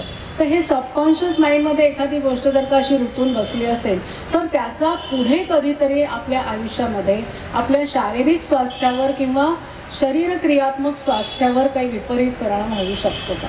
खूप हा सुद्धा महत्वाचा ऍस्पेक्ट आहे जो बऱ्याच वेळा निग्लेक्टेड राहतो. आपल्याला 2 स्तरावर आपण काम करतो, एक कॉन्शियस माइंड आणि एक सबकॉन्शियस माइंड. आपल्या मनामध्ये जे खोल रुतलेले विचार असतात ते सबकॉन्शियस लेवलला असतात आणि आपण इतरांशी बोलतो, खेळतो, वाचतो, लिहितो ते कॉन्शियस स्तरावर असतात. जर सबकॉन्शियस माइंड मध्ये खूप जास्त विचार जमले, युजली कुठले विचार जमतात ज्याच्यावर आपल्याला विचार करायला आवडत नाही तेच विचार सबकॉन्शियस माइंड मध्ये आपण ढकलून देतो. जसं गोडाऊन असतं एखादं किंवा तळघर असतं जिकडे सगळं आपण ते विचार ढकलून त्याला लॉक करून टाकतो. पण एक वस्तू गेली, दुसरी गेली, तिसरी गेली, गोडाऊन भरलं, आता काय होणार? तर जसं प्रेशर कुकर मध्ये वाफ जमली की काय होतं, शिट्टी वाजते. शिट्टी वाजल्यावर वाफ निघून जाते आणि मग सगळं सेटल डाऊन होतं. तसं सबकॉन्शियस माइंड मधले जे निगेटिव्ह विचार आहेत, मग कोणी आपल्याला काही वाईट बोललेलं असो, परीक्षेत नापास झालेलं असो, कुठलं अपयश असो, आपलं कुठल्याही प्रकारचं कुठला आजार पूर्वी झालेला असो, आपल्या अपेक्षाभंग झालेला असो, तर ह्या सगळ्याचे जे रुतलेले विचार आहेत ते एक एक काटा जसा काढून टाकतो तसे सबकॉन्शियस माइंड मधले काढून टाकणं शक्य आहे. आणि याला इमोशनल सबलिमेशन म्हणतात. म्हणजे भावनांचं बाष्पीभवन. ज्या खोल दडलेल्या भावना आहेत, ज्या निगेटिव्हिटी तयार करतायत, वाईट ऊर्जा तयार करतायत, त्याचं बाष्पीभवन कसं करायचं? तर युजली काय आहे की आपलं कॉन्शियस माइंड जोपर्यंत ऍक्टिव्ह आहे तोपर्यंत सबकॉन्शियस माइंड दबलेलं राहतं. ते विचार सरफेसला येऊ देत नाही कॉन्शियस माइंड. नॉर्मल केसमध्ये काय होतं, जेव्हा कॉन्शियस माइंड काम करून करून करून करून थकून जातं आणि झोपतं, त्यावेळी सबकॉन्शियस माइंड सरफेसला येतं in the form of dreams. स्वप्न जी पडतात ना वेगवेगळी, पण ते आपल्या हातात नसतं. त्यामुळे त्या स्वप्नामध्ये कधी माणसं दचकून उठतात, कधी त्यांना भीती वाटते आणि मग वेगवेगळे पॅरानॉइड डिल्युजन्स वगैरे वेगवेगळ्या म्हणजे न्यूरोसायकियाट्रिक ॲबनॉर्मॅलिटीज तयार होतात. तर हे सबकॉन्शियस माइंड क्लीन कसं करायचं, तर याच्यासाठी मला असं वाटतं डोळे मिटून स्वस्थ एका खोलीमध्ये बसलं पाहिजे, आपला पाठीचा कणा सरळ ठेवून, आणि आपली सगळी इनपुट जी आहेत, सेन्सरी इनपुट ज्याला आम्ही म्हणतो, डोळ्यांनी काही बघायचं नाही, कानाने काही ऐकायचं नाही, त्या खोलीत फोन नको, मोबाईल नको, डोळे बंद करून पाठीचा कणा सरळ ठेवून आपल्या दोन्ही भुवयांच्या मध्ये लक्ष एकाग्रित करायचं. आता इथून पुढे चूक अशी होते की लोक ध्यान धारणेचा क्लास लावतात आणि रामनामाचा जप करा, हे करा, असं करायला बघतात. ते जेव्हा डोळे मिटतात आणि काही त्यांचं जे देवाचं श्रद्धास्थान असेल ते डोळ्यापुढे आणतात, तेव्हा कॉन्शियस माइंड ऍक्टिव्हिटी कमी झाल्यामुळे सबकॉन्शियस माइंड मधला एक एक विचार मनात यायला लागतो. त्यावेळी ते टपली मारून तो विचार पुन्हा स्टोर मोड मध्ये घालतात, अरे मला तर देवाचं नाव घ्यायचंय, तू काय मला डिस्टर्ब करतोयस, आणि मग त्यांचं काही जमत नाही, मला ध्यान करता येत नाही वगैरे अशा तक्रारी घेऊन ते बऱ्याच वेळा येतात. तर हे मेडिटेशन किंवा ध्यान वेगळं आणि मी जे सांगतोय ते वेगळं. आम्ही काय सांगतो की डोळे मिटून स्वस्थ बसा, कॉन्शियस माइंड तुमचं झिरोला आलं की सबकॉन्शियस माइंड मधले एक एक विचार येतील, त्यांना वेलकम करा की मी विचारच करायला बसलोय, त्यांना आमंत्रित करा, या आलाच का पहिला विचार, व्हेरी गुड. मग त्या विचारावर तुम्ही रॅशनली थिंक करा की मला यावेळी अपयश आलं, का आलं अपयश, त्यावेळी माझा अभ्यास झाला नव्हता, घरात कोणी आजारी होतं म्हणून मला कमी मार्क मिळाले, मग आता अभ्यास करा आणि चांगले मार्क मिळवा. म्हणजे तो विचार पूर्ण जातो. रॅशनलाइज केल्याशिवाय मनातले विचार आपसूक जात नाही. प्रत्येक विचार रॅशनलाइज करावा लागतो. आणि जसं आपण डंप करतो की नाही, आधी खालचा कचरा, मग वरचा कचरा, मग त्याच्या वरचा कचरा, असं जे लोक इमोशनल सब्लिमेशन व्यवस्थित प्रॅक्टिस करतात त्यांना आधी रिसेंट घटना आठवतात, तो कचरा जातो, मग आणखी खोल आणखी खोल. अगदी मोठ्या मोठ्या माणसांना शाळेमध्ये छडी मारलेलं आठवलेलं आहे आणि ते रुतलेलं होतं आणि त्यांचं लॉजिक असं होतं की माझी चूक नसताना मला छडी मारली. चूक असताना शिक्षा झाली तर माणसाला एवढं वाईट वाटत नाही, पण हे जे रुतलेले विचार असतात ना, त्यावेळी ते असेच रॅशनलाइज करायचे की त्यावेळी चूक नव्हती पण असं झालं म्हणून शिक्षा झाली, जुनी गोष्ट झाली. आता मी जर ते विसरलो नाही तर माझं पुढचं सगळं आयुष्य आणि माझ्या हे इफेक्ट होणार आहे. त्याच्यामुळे आपण ते काढून टाकलं पाहिजे. या दोन्ही मधलं असंतुलन याला कॉन्शियस सबकॉन्शियस डायकोटॉमी म्हणतात आणि हा अतिशय डेंजरस भाग आहे आणि त्याच्यावर उपचार व्हायलाच हवे.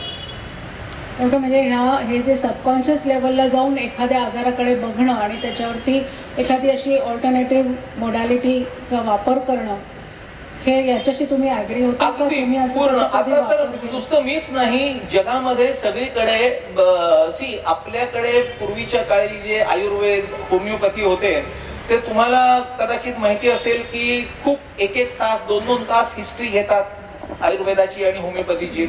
ॲलोपॅथी हे वेस्टर्न वर्ल्ड मधून आलेलं सायन्स आहे. ते अमुक झालं की अमुक इंजेक्शन, अमुक झालं की अमुक गोळी, असं शास्त्र आहे. या शास्त्राला फिजिकल मेडिसिन म्हणतात की फिजिकल कंप्लेंट्स कडे लक्ष देऊन झालेले उपचार, याला म्हणतात फिजिकल मेडिसिन. हे फिजिकल मेडिसिन गोल्ड स्टँडर्ड होतं बरीच वर्ष. जसं संशोधन पुढे गेलं तसं लोकांना कळलं की अरे नाही, शरीराचं कारण हे शरीराच्या पलीकडे पण असू शकतं, याचं कारण मनामध्ये काहीतरी असायची शक्यता आहे. त्याचं जेव्हा लोकांनी संशोधन करून शोधून काढलं तेव्हा मग माइंड बॉडी मेडिसिन अशी कन्सेप्ट आली. म्हणजे खूप सुंदर पुस्तक आहे, लव्ह मेडिसिन अँड मिरॅकल. त्याच्यामुळे त्यांनी सांगितलंय की आपण दुसऱ्यावर प्रेम करणं आणि दुसऱ्यांनी आपल्यावर मनापासून प्रेम करणं, ह्यानी कित्येक आजार बरे होतात. तेच औषध, प्रेम हेच औषध आहे. तर माइंड बॉडी मेडिसिन आलं. आता त्याच्या पलीकडे, माइंड बॉडी मेडिसिनच्या पलीकडे लोकांना असं लक्षात आलं की शरीराच्या मागे मन, मनाच्या मागे काय, मनात विचार काय येतात, कुठून येतात, मग मनाच्याही पलीकडे काही आहे का, मग स्पिरिट, आत्मा, म्हणून माइंड बॉडी स्पिरिट मेडिसिन आलं. त्याच्यानंतर एक कन्सेप्ट आली की जसं आपल्याकडे सध्या होतं, आयुर्वेदाचा डॉक्टर आयुर्वेदिक औषध देतो, ॲलोपॅथीचा ॲलोपॅथीची देतो, होमिओपॅथीचा होमिओपॅथी देतो. पेशंटला काय हवं असतं, मला बरा करा, मला अमुक ठिकाणी दुखतंय, ते तुम्ही कुठल्या पद्धतीने कसं बरं करता माहित नाही. म्हणून आता या सगळ्यांमध्ये सुसूत्रता आणून इंटिग्रल मेडिसिन नावाची एक कन्सेप्ट आहे. की जिथे ऍलोपॅथी, आता एखाद्याला स्लिप डिस्क झाली तर त्याचं ऑपरेशन केल्याशिवाय ती नस दबलेली मोकळी झाल्याशिवाय त्याला बरंच नाही वाटणार, किती होमिओपॅथीच्या गोळ्या खा नाही बरं वाटणार. पण जर एखाद्याला एक फॅसेटल ऑर्थोपॅथी नावाचा आजार आहे किंवा संधिवात आहेत, तर संधिवाताला खूप चांगली आयुर्वेदिक किंवा दुसऱ्या पथीमधली औषधं असतील. तर इंटिग्रल मेडिसिन म्हणजे ज्याला जे बेस्ट आहे ते सांगणं. तर हा जो 360 डिग्री अप्रोच आहे, that is going to the future. आणि आता मी मगाशी जे म्हटलं, Maharashtra university of health sciences नाशिकला जे आहे, जे आपल्या राज्यातलं सगळं वैद्यकीय शिक्षण कंट्रोल करतं, त्याच्यामध्ये इंटरपॅथिक कमिटी म्हणून आहे आणि त्या कमिटीचा मी सदस्य आहे. त्याला सगळ्या पथीचे लोक आहेत आणि विचार विमर्श असा आहे की पुढे जाऊन पेशंटला सेंटरला ठेवून त्याला बरं वाटावं म्हणून काय आपल्याला ह्याच्यातून करता येईल. म्हणजे एकंदर वैद्यकशास्त्राने सुद्धा शरीराशी संवाद साधणं हे किती महत्वाचं आहे हे जाणलेलं आहे. डॉक्टर षटचक्र याविषयी एकदा तुम्ही बोलला होता, तर ते काय नेमकं असतं त्याच्याविषयी जरा थोडं. षटचक्र हा योग मार्गाचा एक अविभाज्य भाग समजला जातो आणि योगामध्ये ज्या नाड्यांचं वर्णन केलेलं आहे, हजारो नाड्या आपल्या शरीरामध्ये असतात, त्याच्यातून एनर्जी फ्लो होते आणि त्या नाड्या ह्या सगळ्या चक्रांशी जोडलेल्या असतात. आणि 7 चक्र ऍक्सेप्टेबल आहेत. एक म्हणजे मूलाधार चक्र. मी आता म्हटलं तसा खूप मोठा विषय आहे, मी थोडक्यात तुम्हाला चक्रांची माहिती सांगतो 2-4 मिनिटांमध्ये. पण या चक्रांच्या माहितीचा उपयोग काय, त्याचा नाड्यांशी संबंध काय, त्याचा योगाशी उपयोग काय, हा खूप मोठा विषय आहे. आपलं मूलभूत जे चक्र आहे ते मूलाधार चक्र आहे. मूलाधार, सगळ्याला आधार देणारं मूलाधार चक्र. त्याच्यावरचं जे चक्र आहे, जे नाभी आणि गुदद्वाराच्या मध्ये आहे, त्याचं नाव आहे स्वाधिष्ठान चक्र. त्याच्या वरचं जे चक्र आहे ते नाभी चक्र किंवा मणिपूर चक्र ज्याला म्हणतात. त्याच्या वरचं जे चक्र आहे ते अनाहत चक्र, हृदयाशी निगडीत आहे ते. त्याच्या वरचं जे चक्र आहे ते विशुद्धी चक्र, आपल्या गळ्यामधलं चक्र. त्याच्या वरचं म्हणजे आज्ञा चक्र, दोन्ही भुवयांच्या मधलं, जे पिच्युटरी ग्रंथीशी आणि सगळ्या हॉर्मोनल बॅलन्सशी निगडीत आहे. आणि सगळ्यात 7वं आणि शेवटचं म्हणजे सहस्राधार चक्र, जे अँटिना समजला जातो for establishing a dialogue with the cosmos. तर ही जी सगळी चक्र आहेत ती एनर्जीची केंद्र आहेत आणि आपली बॉडी जी आहे ती शेवटी एनर्जीवरच चालते.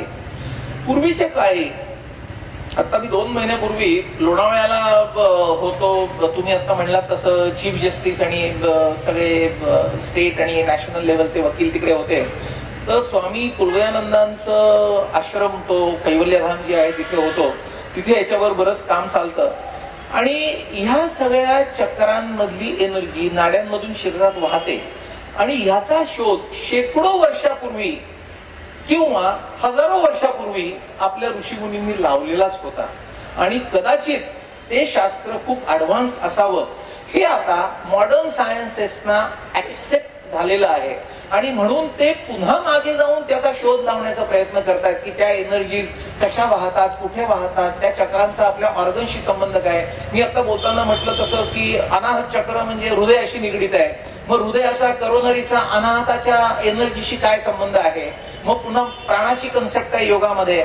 प्राण म्हणजे नक्की काय, अपान काय, उदान काय, व्यान काय, ह्या सगळ्यावर कसा नियंत्रण चक्रांच्या माध्यमातून करायचं, हे चक्रविज्ञान हे एक वेगळं शास्त्रच आहे. आणि नुसतं इंडियन सबकॉन्टिनेंट मध्ये नाही, आपल्याकडे जेवढं काम चालतं त्याच्यापेक्षा कितीतरी जास्त काम वेस्टर्न वर्ल्ड मध्ये ह्याच्यावर चालतं. म्हणजे आम्ही वर्ल्ड योगा कॉन्फरन्स मध्ये जातो तेव्हा युरोप आणि US मधल्या बऱ्याच लोकांशी चर्चा होते, तेव्हा आश्चर्य वाटतं की अरे ह्या लोकांनी एवढा अभ्यास केलाय, आपण किती करायला हवा सखोल या सगळ्या शास्त्राचा अभ्यास. म्हणजे पूर्वीचे महापुरुष किंवा ऋषीमुनी ही चक्र जागृत करून अशक्य गोष्टी सुद्धा शक्य करून दाखवायचे.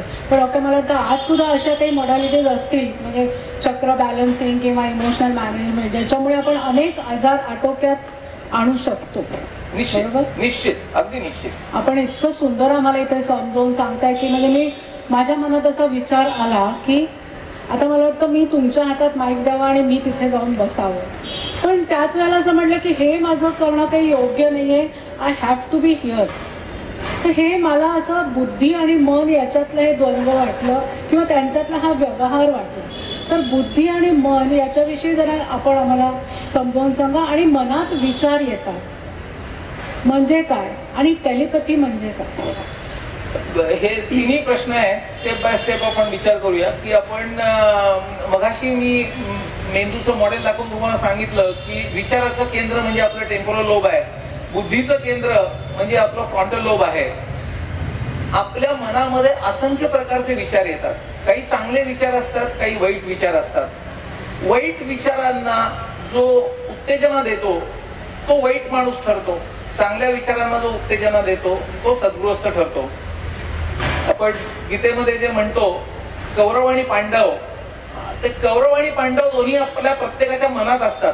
एक चिरोकी फिलॉसॉफी म्हणून आहे, स्मोकी माउंटन्स म्हणून भाग आहे नॉर्थ कॅरोलिना मधला. ते दोन वुल्फची गोष्ट सांगतात की एक चांगला वुल्फ आणि एक वाईट वुल्फ दोन्ही आपल्या मनात आहेत. तुम्ही ज्या वुल्फला फीड कराल तसे तुम्ही व्हाल. आता कोण करणार फीड?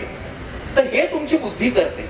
म्हणजे फ्रंटल लोब जो आहे तो चुकीच्या विचारांना सप्रेस करतो आणि चांगल्या विचारांना उत्तेजना देतो. आणि हा जो फ्रंटल लोबचा एबिलिटी आहे मनातल्या विचारांवर नियंत्रण ठेवण्याची, ती चांगल्या पद्धतीने विकसित करणं म्हणजेच बुद्धीचा विकास करणं. आणि हा जो बुद्धीचा विकास आहे हा क्रमाक्रमाने व्हायला पाहिजे. म्हणजे बुद्धीचे सुद्धा खूप वेगवेगळे स्तर आहेत. आपण म्हणतो की 2 + 2 = 4 हे जे बेसिक बुद्धी आहे त्याला म्हणतात मेधा. मेधा नाव असतं की नाही मुलींचं, ते बुद्धीच मेधाचा अर्थ. त्याच्यापेक्षा पुढची जी बुद्धी आहे अनालिटिकल इंटेलिजन्स ज्याला म्हणतात, ती म्हणजे मती. आपण म्हणतो ना याची मती गुंग झाली का, याला समजते पण काहीच समजत नाहीये. तर ती मती ती आणखीन विकसित झाली की ती होते प्रज्ञा. म्हणजे आपल्याला भूत भविष्य आणि वर्तमान सगळं समजू शकतं. आणि खरोखर पॉसिबल कसं आहे मी तुम्हाला सांगतो की तुम्हाला आता गुगलवर सगळं अवेलेबल आहे. तुम्ही जेव्हा एखाद्या ठिकाणी जाता बेसमेंटला की जिथे तुमचं नेटवर्क नसतं, तेव्हा तुम्ही पहिल्यांदा काय म्हणता, मला वायफायचा पासवर्ड द्या हो, मला एकदम सगळंच अडलंय इथे. आपल्या मोबाईलमध्ये जे सिम कार्ड आहे ते सिम कार्ड वायफायच्या सिग्नल्सच्या माध्यमातून कनेक्ट होतं. आणि एकदा कनेक्ट झालं की तुमच्याकडे सगळा ज्ञानाचा खजिना उपलब्ध होतो. तसंच आपली जर बुद्धी इतकी विकसित झाली की आपण कॉस्मिक इंटेलिजन्सशी कनेक्ट होऊ, तर आपल्याला भूत वर्तमान भविष्य सगळंच जाणणं हे काही अवघड नाही. एक आणखीन छोटस उदाहरण देतो कळावं म्हणून. भूतकाळ आणि भविष्यकाळ कळतं म्हणजे नक्की कसं. एक समजा मल्टी स्टोरीड बिल्डिंग आहे. आता मला रत्नप्रभाताई फोनवर बोलत होत्या, त्या म्हणल्या पार्ल्यातही आता मल्टी स्टोरीड बिल्डिंग होत आहेत, पूर्वीचं पार्लं आता राहिलं नाही. तर 25व्या मजल्यावर समजा एक गच्चीवर कोणीतरी उभा आहे आणि आता कार्यक्रम सुरू व्हायला मी आलो, पण समजा मला यायला उशीर झाला. तर 4 जण थांबलेत, का नाही आले, फोन करूया, सिग्नल नाहीये, केव्हा येणार. हा गच्चीतल्या माणसाकडे दुर्बीण आहे. त्यांनी दुर्बिणीतून बघितलं आणि त्याला दिसली, गाडी दिसली की हीच गाडी आहे आणि येत आहेत. तो लिफ्टनी खाली आला, त्याने सांगितलं 3 ते 4 मिनिटात ते पोहोचतील इथे. त्याला भविष्यकाळ कळला की नाही. हेच एक्स्ट्रापोलेट जर आपण केलं तर आपण भूत वर्तमान भविष्य नक्कीच प्राप्त करू शकतो प्रज्ञेने. आणि त्या प्रज्ञेच्या पलीकडची अवस्था जर आपण वेगवेगळ्या मार्गाने केली, म्हणजे अचीव केली, तर ती होते ऋतंबरा प्रज्ञा. म्हणजे मग तुम्हाला सगळंच कळतं. तर मेधेचा विकास मतीमध्ये, मतीचा विकास प्रज्ञेमध्ये, प्रज्ञेचा विकास ऋतंबरा प्रज्ञेकडे करणं, याच्यासाठी संस्कारांची आवश्यकता आहे. आणि आज जगामध्ये जो रिसर्च चालतो त्याच्यामध्ये भारतीय तत्वज्ञान आणि भारतीय संस्कारांना किती महत्व आहे. हे 2 वर्षापूर्वी ल्यू मरिनॉफ म्हणून अमेरिकन फिलॉसॉफिकल सोसायटीचे अध्यक्ष होते. त्यांनी अध्यक्षपद सोडताना दुसऱ्या अध्यक्षपद जेव्हा दिलं जातं त्यावेळेच्या भाषणात सांगितलं की जगभरच्या फिलॉसॉफीचा मी अभ्यास केला आणि त्याच्यामध्ये भारतीय तत्वज्ञान, भारतीय संस्कार हे मला सगळ्यात आवडले. त्याच्यामुळे सगळ्यांनी खऱ्या प्रगतीसाठी त्याचा अभ्यास करा. आणि त्यांनी ऑन रेकॉर्ड सांगितलंय न्यूयॉर्क मध्ये बोलताना. तर लोकांना एवढं त्याचं आता महत्व पटलेलं आहे. पण दुर्दैवाने आपण त्याच्यापासून दूर जातोय का, हे अंतर्मुख होऊन बघण्याची आवश्यकता आहे. आपण त्याची खिल्ली उडवतोय का की आपले संस्कार आणि हे काय जुनं झालं. आपल्याला सो कॉल्ड मॉडर्न झाल्याबद्दल अभिमान आहे, पण आपण जुन्या संस्कारांशी प्रतारणा नाही केली पाहिजे, जेणेकरून आपला फ्रंटल कंट्रोल आपल्या विचारांवर चांगला येईल. आणि मग आता आपण जे ऐकलं, विचारे मना तुझी शोधून आहे, ते नक्की कसं एक्झिक्यूट करायचं हे आपल्याला समजेल त्या बुद्धीचा विकास केला तर. दुसरा प्रश्न होता तो मी आता बोलता बोलता उत्तर दिला की एका टेलिपॅथी बद्दल, की एकाच्या मनातलं दुसऱ्याच्या मनातलं कसं कळणार. एक काही वर्षापूर्वी जर कोणी दुसऱ्याला सांगितलं असतं की एका मैदानाच्या मधोमध एक माणूस उभा आहे आणि तो अमेरिकेतला त्याच्या भावाशी बोलतोय, तर लोकांनी त्याला वेड्यात काढलं असतं. आज याच्या हातात मोबाईल, त्याच्या हातात मोबाईल, दोघं कनेक्ट झाले की नाही. तसंच जे सहस्राधार चक्र आहे किंवा आणखी दुसरे कुठले जे आपल्यालाही ज्ञात नाहीत असे अँटिनाज जर आपण आपल्यामधले ऍक्टिव्हेट करू शकलो आणि समोरच्याचे पण ऍक्टिव्ह असले अँटिना आणि दोन्ही अँटिना एकमेकांशी काही वेगळ्या लहरीतून कनेक्ट झाले, तर तीच टेलिपॅथी. तुमच्या मनात काय विचार आहे मला कळेल आणि माझ्या मनात काय विचार आहे तुम्हाला कळेल. जसं मोबाईलचे सिग्नल्स आहेत तसे क्वांटम मेकॅनिक्स आणि क्वांटम फिजिक्स आता खूप पुढे गेलंय. ते वेगवेगळे शोध लावतायत आणि आपलं जुनं ते सोनं कसं हे आपल्याला पटतंय. म्हणजे डॉक्टर, आईला जेव्हा मुलाच्या मनातले विचार समजतात त्याला पण आपण टेलिपॅथीच म्हणायचं का? ते एक प्रकारची टेली वर्डचा अर्थ आहे दूर. म्हणजे ह्याला काही असं जेनेटिक संबंध आहे का? जेनेटिक पण आहे आणि एपिजेनेटिक पण आहे. एपिजेनेटिक म्हणजे जीन्सच्या पलीकडचं आणि जेनेटिक म्हणजे जीन्सशी रिलेटेड. तर आई आणि मुलाचं प्रेम ह्याला जेनेटिक नक्कीच आहे, पण एपिजेनेटिक लव्ह अँड अफेक्शन जे आईचं आहे मुलाबद्दल ते पण आहे. म्हणजे आजकाल एक्सटेंडेड फॅमिलीची जी कन्सेप्ट आहे ना, त्यांनी हे एपिजेनेटिक प्रेम खरोखरच सगळ्यांबद्दल पण वाटू शकतं. स्वतःच्या मुला इतकंच शेजारच्या मुलावर प्रेम करा किंवा नात्यातल्या इतरांवर प्रेम करा आणि मनापासून. म्हणजे आजकाल सो कॉल्ड प्रेम आहे असं दाखवण्याची फॅशन झाली आहे खोटं. म्हणजे खूप वेळा मीटिंगला भेटतात, एकमेकांना मिठ्या मारतात, अरे किती दिवसांनी भेटलास, किती छान, आणि पाठ व्हायल्यावर म्हणतात की अरे काय बरोबर नाही. ते प्रेम नाही. जेन्युइन जर प्रेम तुम्ही असलं, कनेक्ट करू शकलात कोणाशी मनापासून, तर डेफिनेटली हा कॉन्टॅक्ट एपिजेनेटिक पण एस्टॅब्लिश होऊ शकतो. जेनेटिक तर आईचं मुलाशी असतंच, पण दोन्ही माध्यमातून ते केलं पाहिजे. आणि याच्या पलीकडचा एक विचार असा मला तुम्हाला सांगायला आवडेल की असं जर खरंच आपण मगाशी जे लव्ह मेडिसिन अँड मिरॅकल पुस्तक बघितलं, तुम्हाला सांगितलं, खरोखरच जर तुम्ही असं सगळ्यावर प्रेम करायला लागलात तर तुम्ही प्रचंड हेल्दी व्हाल आणि कदाचित आजारच होणार नाही. म्हणजे लव्ह इज मिरॅकल आणि लव्ह इज मेडिसिन हे आता एस्टॅब्लिश फॅक्ट आहे. ते कसं याच्यावर बोलायला 2-3 तास सुद्धा कमी पडतील. पण आपल्या उपनिषदामध्ये जे एकत्व अनुपश्यते सांगितलंय ईशावास्य उपनिषदात, की मी आणि तू एकच, हे फिलिंग जेव्हा मला येईल तेव्हा आपल्या खरी प्रगती होईल. इंटरनल ग्रोथ ज्याला म्हणतात, इनर रिचनेस ज्याला म्हणतात, तर ते फॉलो व्हायला पाहिजे. मी आणि तू एक म्हटलं म्हणजे त्याच्या पलीकडे आणखी काय प्रेम असणार. प्रेमाची ती उच्चतम लेवल आहे. प्रेम ही एक भावना, त्याच्याविषयी आता आपण बोलत आहात. मला भावनेविषयी विचारायचंच आहे, पण मगाशी तुम्ही मोबाईलचा उल्लेख केलात, तर म्हणून मला एक जाता जाता तुम्हाला विचारायचं की मोबाईलचा अतिवापर होताना आज आपण बघतो, तर त्याचे काही विपरीत परिणाम होऊ शकतात का मेंदूवर? खूप आहेत मोबाईलच्या अतिवापराचे. कारण मोबाईलच्या ज्या वेव्ज आहेत ना, त्या वेव्ज ब्रेनसाठी हार्मफुल आहेत. त्याच्यामुळे एका वेळी 6 ते 7 मिनिटापेक्षा जास्त मोबाईलचा वापर करू नये. त्याच्यामुळे अजूनही लँडलाईन फोन वापरावेत. आणि मी स्वतः सुद्धा लँडलाईन फोन वापरतो. मोबाईलचा उपयोग पण आहे. म्हणजे प्रत्येक नाण्याच्या 2 बाजू असतात. तसं आता मी अनेक हॉस्पिटल्सना एफिलिएटेड आहे. मी कुठल्या हॉस्पिटलमध्ये आहे, माझ्या हॉस्पिटलमध्ये पेशंट आला तर कसं कळणार आमच्या स्टाफला? नाही कळणार. मोबाईल आहे तर पूर्वी 10 हॉस्पिटलला फोन करायला जायचं होता, एक मोबाईल गेला की कळतं मी कुठे आहे. पण मी मोबाईलवर बोलत नाही राहत.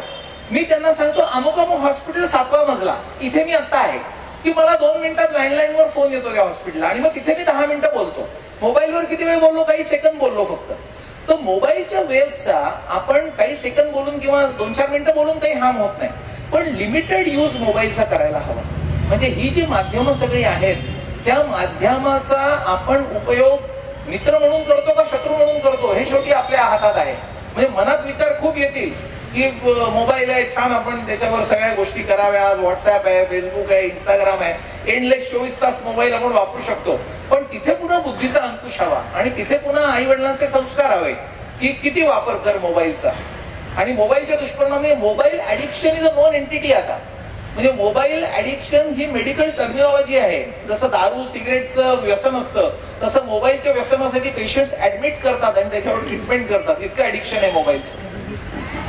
तेव्हा तरुणांनो, प्लीज मोबाईलचा अतिवापर टाळा. आणि आणखीन एक मला सांगायचं आहे की डॉक्टरांकडे इतके मेंदूवरती आघात झालेले पेशंट्स येत असतात. मला वाटतं अपघाताने सुद्धा मेंदूवरती काही परिणाम झालेले पेशंट्स येत असतील तर कृपा करून हेल्मेट वापरायचं मात्र टाळू नका.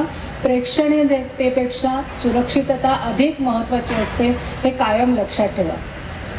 कमिंग बॅक टू फिलिंग्ज नाव, तर ह्या भावना आपल्या मनात निर्माण होतात. परत मन हा आलाच, तर भावना निर्माण होतात म्हणजे नेमकं काय होत असतं त्यावेळेला, आपल्या मेंदूमध्ये काय केमिकल्स रिलीज होतात किंवा कशामुळे त्या भावना निर्माण होतात आणि त्याचं स्थान काय आहे? भावनांचं निर्मिती हा एक खूप मोठा रहस्यमय भाग आहे की ज्याचं उत्तर अजून मॉडर्न न्यूरोसायन्सेसला पण मिळालेलं नाही आहे. याचं कारण असं की आपल्याला जे संशोधन होतं आणि जे शास्त्र विकसित झालंय की अमुक भावनांनी अमुक होतं, तमुक भावनांनी तमुक होतं, हे कसं मेजर करतात? त्याचे वेगवेगळे परिमाण आहेत. की एक म्हणजे इलेक्ट्रोएन्केफेलोग्राम, म्हणजे मेंदूचा आलेख. हृदयाचा असा कार्डिओग्राम असतो तसा मेंदूचा आलेख असतो, त्याला म्हणतात इलेक्ट्रोएन्केफेलोग्राम. न्यूरोकेमिस्ट्री, ब्रेन मध्ये कुठली केमिकल्स कमी आहेत जास्त आहेत याच्याबद्दल पुष्कळ अभ्यास झालेला आहे. पण आता असं तुम्ही विचारलं की भावना कुठून येतात, एखाद्या विचाराची निर्मिती कुठून होते, तर याचं उत्तरच नाही आहे. कारण म्हणजे ज्ञात नाही आहे. अगदी लेटेस्ट तुम्हाला सांगतो, जून मध्ये मला असं वाटतं 23 जून 2023ला एक association of scientific study of consciousness आहे, त्याची अॅन्युअल मीटिंग न्यूयॉर्कला झाली. ते इंटरनेटवर शोधता येईल तुम्हाला. त्याच्यामध्ये फिलॉसॉफर्स, न्यूरोसायंटिस्ट, स्पिरिच्युअल वर्कर्स या सगळ्यांनी एकत्र येऊन एक चर्चासत्र ठेवलं होतं. आणि त्याचं कन्क्लुजन काय आलं की ह्या सगळ्याच्या पलीकडे काहीतरी आहे जे अजून ज्ञात नाहीये आणि ते ज्ञात करण्याचा आपण कसोशीने मनापासून प्रयत्न करू. आणि आपण जर आपल्या स्क्रिप्चर्स मध्ये गेलो, केनोपनिषदात जे म्हटलंय मनस्य मना म्हणजे काय, चक्षुच्च चक्षु म्हणजे काय, याच्या मागे मागे काय, म्हणजे ही कन्सेप्ट त्यावेळी होती.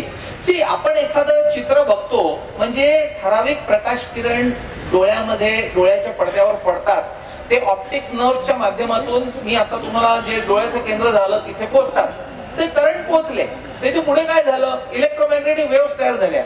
त्या वेव्स पण दिसल्या, म्हणजे वेव्स डॉक्युमेंट झाल्या. पण त्या वेव्सचा, त्या करंटचा आणि चेहरा जो मला दिसतोय त्याचा कसा संबंध जोडणार, म्हणजे तो चेहरा कुठून आला, तो चेहरा कुठून निर्माण झाला.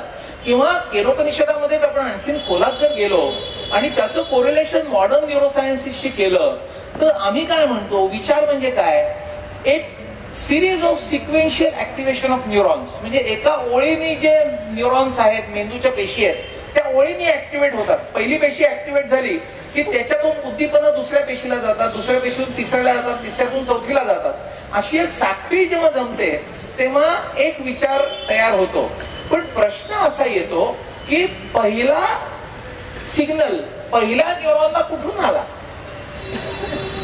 एकदा पहिल्याला आला की मग ती चेन साखळीसारखी झाली, पण पहिल्याला कुठून आला, याचाच अर्थ विचार कुठून येतो, याचाच अर्थ स्फुरण म्हणजे काय, याचाच अर्थ सरस्वतीची उपासना का करायला पाहिजे. अशा अनेक गोष्टी ओपन अप होत जातील, म्हणजे विद्यार्थ्यांना या सगळ्यांसाठी फार आवश्यक आहे. पण सायन्सला अजून ते उलगडलेलं नाही आहे आणि इन टाइम्स टू कम त्याच्यावर रिसर्च होईल की कॉन्शियसनेस म्हणजे काय, नक्की कोण जाणतं. इतर प्राणी मात्र आणि मनुष्य यांच्या मेंदूमध्ये जेव्हा भावना निर्माण होतात तेव्हा त्याच्यातही खूप फरक असतो. आपण म्हणतो की मानवी मेंदू हा उत्क्रांत मेंदू आहे आणि त्याच्यामध्ये काही उन्नत भावना ह्या तयार होत असतात ज्या इतर पशु प्राण्यांमध्ये नसतात.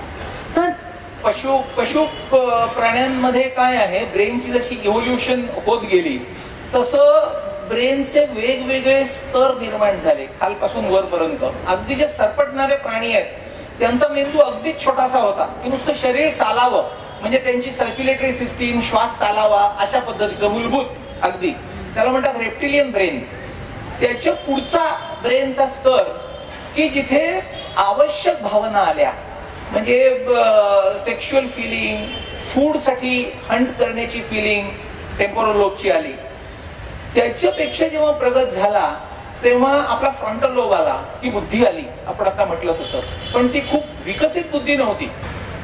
त्याचा पुढचा स्तर आला तेव्हा प्री फ्रंटल लोब आला की ती विकसित व्हायला लागली बुद्धी. आणि त्याच्या पुढचा स्तर जो आहे तो बियॉन्ड अॅनाटॉमी आहे, म्हणजे पाचवा जो स्तर आहे तो बियॉन्ड प्री फ्रंटल लोब म्हणतात. असे 5 स्तर असतात. आणि इंटरेस्टिंगली आपण योगाचा आता जो विचार केला, समाधीपादामध्ये सुरुवातीची जी 2 सूत्र आहेत, योगाची व्याख्या केली आहे पहिल्यांदा की स्थिर सुखम आसनम आणि योग चित्तवृत्ती निरोधा, ही फाउंडेशनल सूत्र आहेत. तर चित्तवृत्तींचा निरोध कसा करायचा, मगाचा जो प्रश्न होता, मन आणि बुद्धी ह्याच्यामधलं जे डायनामिक्स आहे ते कसं अचीव्ह करायचं, याच्यामध्ये महामुनी पतंजलींनी 5च स्तर सांगितलेत मनाचे. आपण जे आता 5 मेंदूचे स्तर म्हटले तसे 5 मनाचे स्तर आहेत. एक म्हणजे चित्त, म्हणजे मूळ चित्त, म्हणजे त्याला काहीच येत नाही, तामस माणूस झोपून राहील, आळशी. त्याच्या पुढचं विकसित चित्त, म्हणजे त्याला करायच्या खूप 100 गोष्टी असतात राजसी वृत्तीने, पण ते क्षिप्त चित्त असतं, नक्की काय करायचं माहित नसतं, चंचल असतं, म्हणजे मंकी माइंड ज्याला म्हणतात. माकड कसं एका झाडावरून दुसऱ्या झाडावर उड्या मारतं तसं. त्याच्या पुढचं विक्षिप्त चित्त, म्हणजे कधी कधी कॉन्सन्ट्रेट होतं, कधी कधी कॉन्सन्ट्रेट होत नाही, त्याला बटरफ्लाय माइंड म्हणतात. फुलपाखरू कसं झाडावर थोडा वेळ बसतं फुलावर, मग पुन्हा उडतं, पुन्हा बसतं, पुन्हा उडतं. त्याच्या पुढचं 4थ्या लेवलचं चित्त म्हणजे एकाग्र चित्त, की जसं बगळा आहे त्याला क्रेन माइंड म्हणतात, की लक्षाकडे अगदी त्याला बरोबर मासा पकडायच्या वेळी ध्यानस्थासारखा उभा राहील आणि मग मासा पकडला की मग मात्र तो हिंडेल फिरेल. आणि त्याच्या पुढचं 5वी जी लेवल आहे, मी आता म्हटलं प्री फ्रंटल लोबच्या पुढची लेवल, ही म्हणजे निरुद्ध चित्त. तर योगाचा उद्देश हा समाधीपादात सांगितलाय, निरुद्ध चित्त आपण विकसित केलं पाहिजे. तर माझा सांगण्याचा मुद्दा असा होता की आता जे मॉडर्न न्यूरोसायन्सेस 5 स्तर सांगतायत मेंदूचे, ते महामुनी पतंजलींच्या पातंजली योगसूत्रामध्ये त्यांनी सांगितलेत. इतकंच नाही तर पहिल्या 28 ते 29 सूक्तांमध्ये मला असं वाटतं सांगून झाल्यावर 30व्या आणि 31व्या सूत्रामध्ये त्यांनी ह्या प्रगतीमध्ये येणारे अडथळे पण सांगितलेत आणि 32व्या सूत्रात त्या अडथळ्यांवरची सोल्युशन सांगितली आहेत. आणि इंटरेस्टिंगली विदेशात लोक याच्यावर अभ्यास करतायत आणि आपल्यापैकी बऱ्याच लोकांना हा अभ्यास नाहीये. बापरे डॉक्टर, तुम्ही इतकं सुंदर आम्हाला सगळं समजावून सांगताय, आम्ही सगळे लक्ष देऊन ऐकतोय, आम्हाला ते समजतंय आणि आम्हाला ते लक्षात पण ठेवायचंय. समजतंय हे फार महत्वाचं आहे, कारण मला अशा प्लॅटफॉर्मवर बोलताना म्हणजे मेंदूची ऑपरेशन्स कशी करायची हे आमच्या कॉन्फरन्समध्ये बोलणं सोपं असतं, पण हे तुमच्यापर्यंत विचार पोहोचताय हे ऐकून बरं वाटलं. नाही, आम्हाला समजतंय, लक्षातही ठेवायचंय. तर आता माझा पुढचा प्रश्न असा आहे की लक्षात म्हणजे ऐकणं, समजणं, लक्षात ठेवणं, ही सगळी प्रक्रिया कशी होते, म्हणजे स्मृती कशा तयार होतात? स्मृतीबद्दल असं आहे की 3 त्याचे टप्पे असतात. पहिला टप्पा म्हणजे रजिस्ट्रेशन. एखादी गोष्ट, समजा शाळेमध्ये आपण एखादी गोष्ट शिकतोय तर ती ग्रहण करणं, रजिस्ट्रेशन हा पहिला टप्पा. दुसरा टप्पा म्हणजे रिटेन्शन, ते स्टोअर करणं, जे ग्रहण केलेलं ज्ञान आहे ते स्टोअर व्हायला पाहिजे की नाही. आणि तिसरा टप्पा म्हणजे रिकॉल, म्हणजे हवं तेव्हा ते आपल्याला पुल आउट करता यायला पाहिजे. लायब्ररीत तशी पुस्तकं ठेवलेली असतात, वेगवेगळ्या इतिहासाची पुस्तकं वेगळ्या ठिकाणी, भूगोलाची वेगळ्या ठिकाणी, तसं मेंदूमध्ये सुद्धा स्मृतीचे कप्पे असतात वेगळे वेगळे. तर हव्या त्या कप्प्यातून हवी ती स्मृती काढता येणं म्हणजे रजिस्ट्रेशन, रिटेन्शन आणि रिकॉल हे 3 टप्पे आहेत. त्या 3ही टप्प्यांवर विचार केला पाहिजे स्मृतीबद्दल. म्हणजे चांगली स्मृती जर करायची असेल तर रजिस्ट्रेशन नीट हवं. पुन्हा मी म्हटलं तसं हा 1-2 तासाचा व्याख्यानाचा विषय आहे स्मृती आणि मेमरी, पण अगदी 2-3 मिनिटात सांगायचं असलं तर जे रिटेन्शनच्या आधी रजिस्ट्रेशन आहे ते नीट व्हायला पाहिजे. एकाग्रता पाहिजे, काय आपल्याला शिकतोय आपण ज्ञान, तिथे जर एकाग्रताच नसेल तर आपलं रजिस्ट्रेशनच होणार नाही, मग रिटेन्शनचा प्रश्नच नाही. रिटेन्शनसाठी आपल्याला वेगवेगळ्या योगिक टेक्निक्सचा फायदा होतो.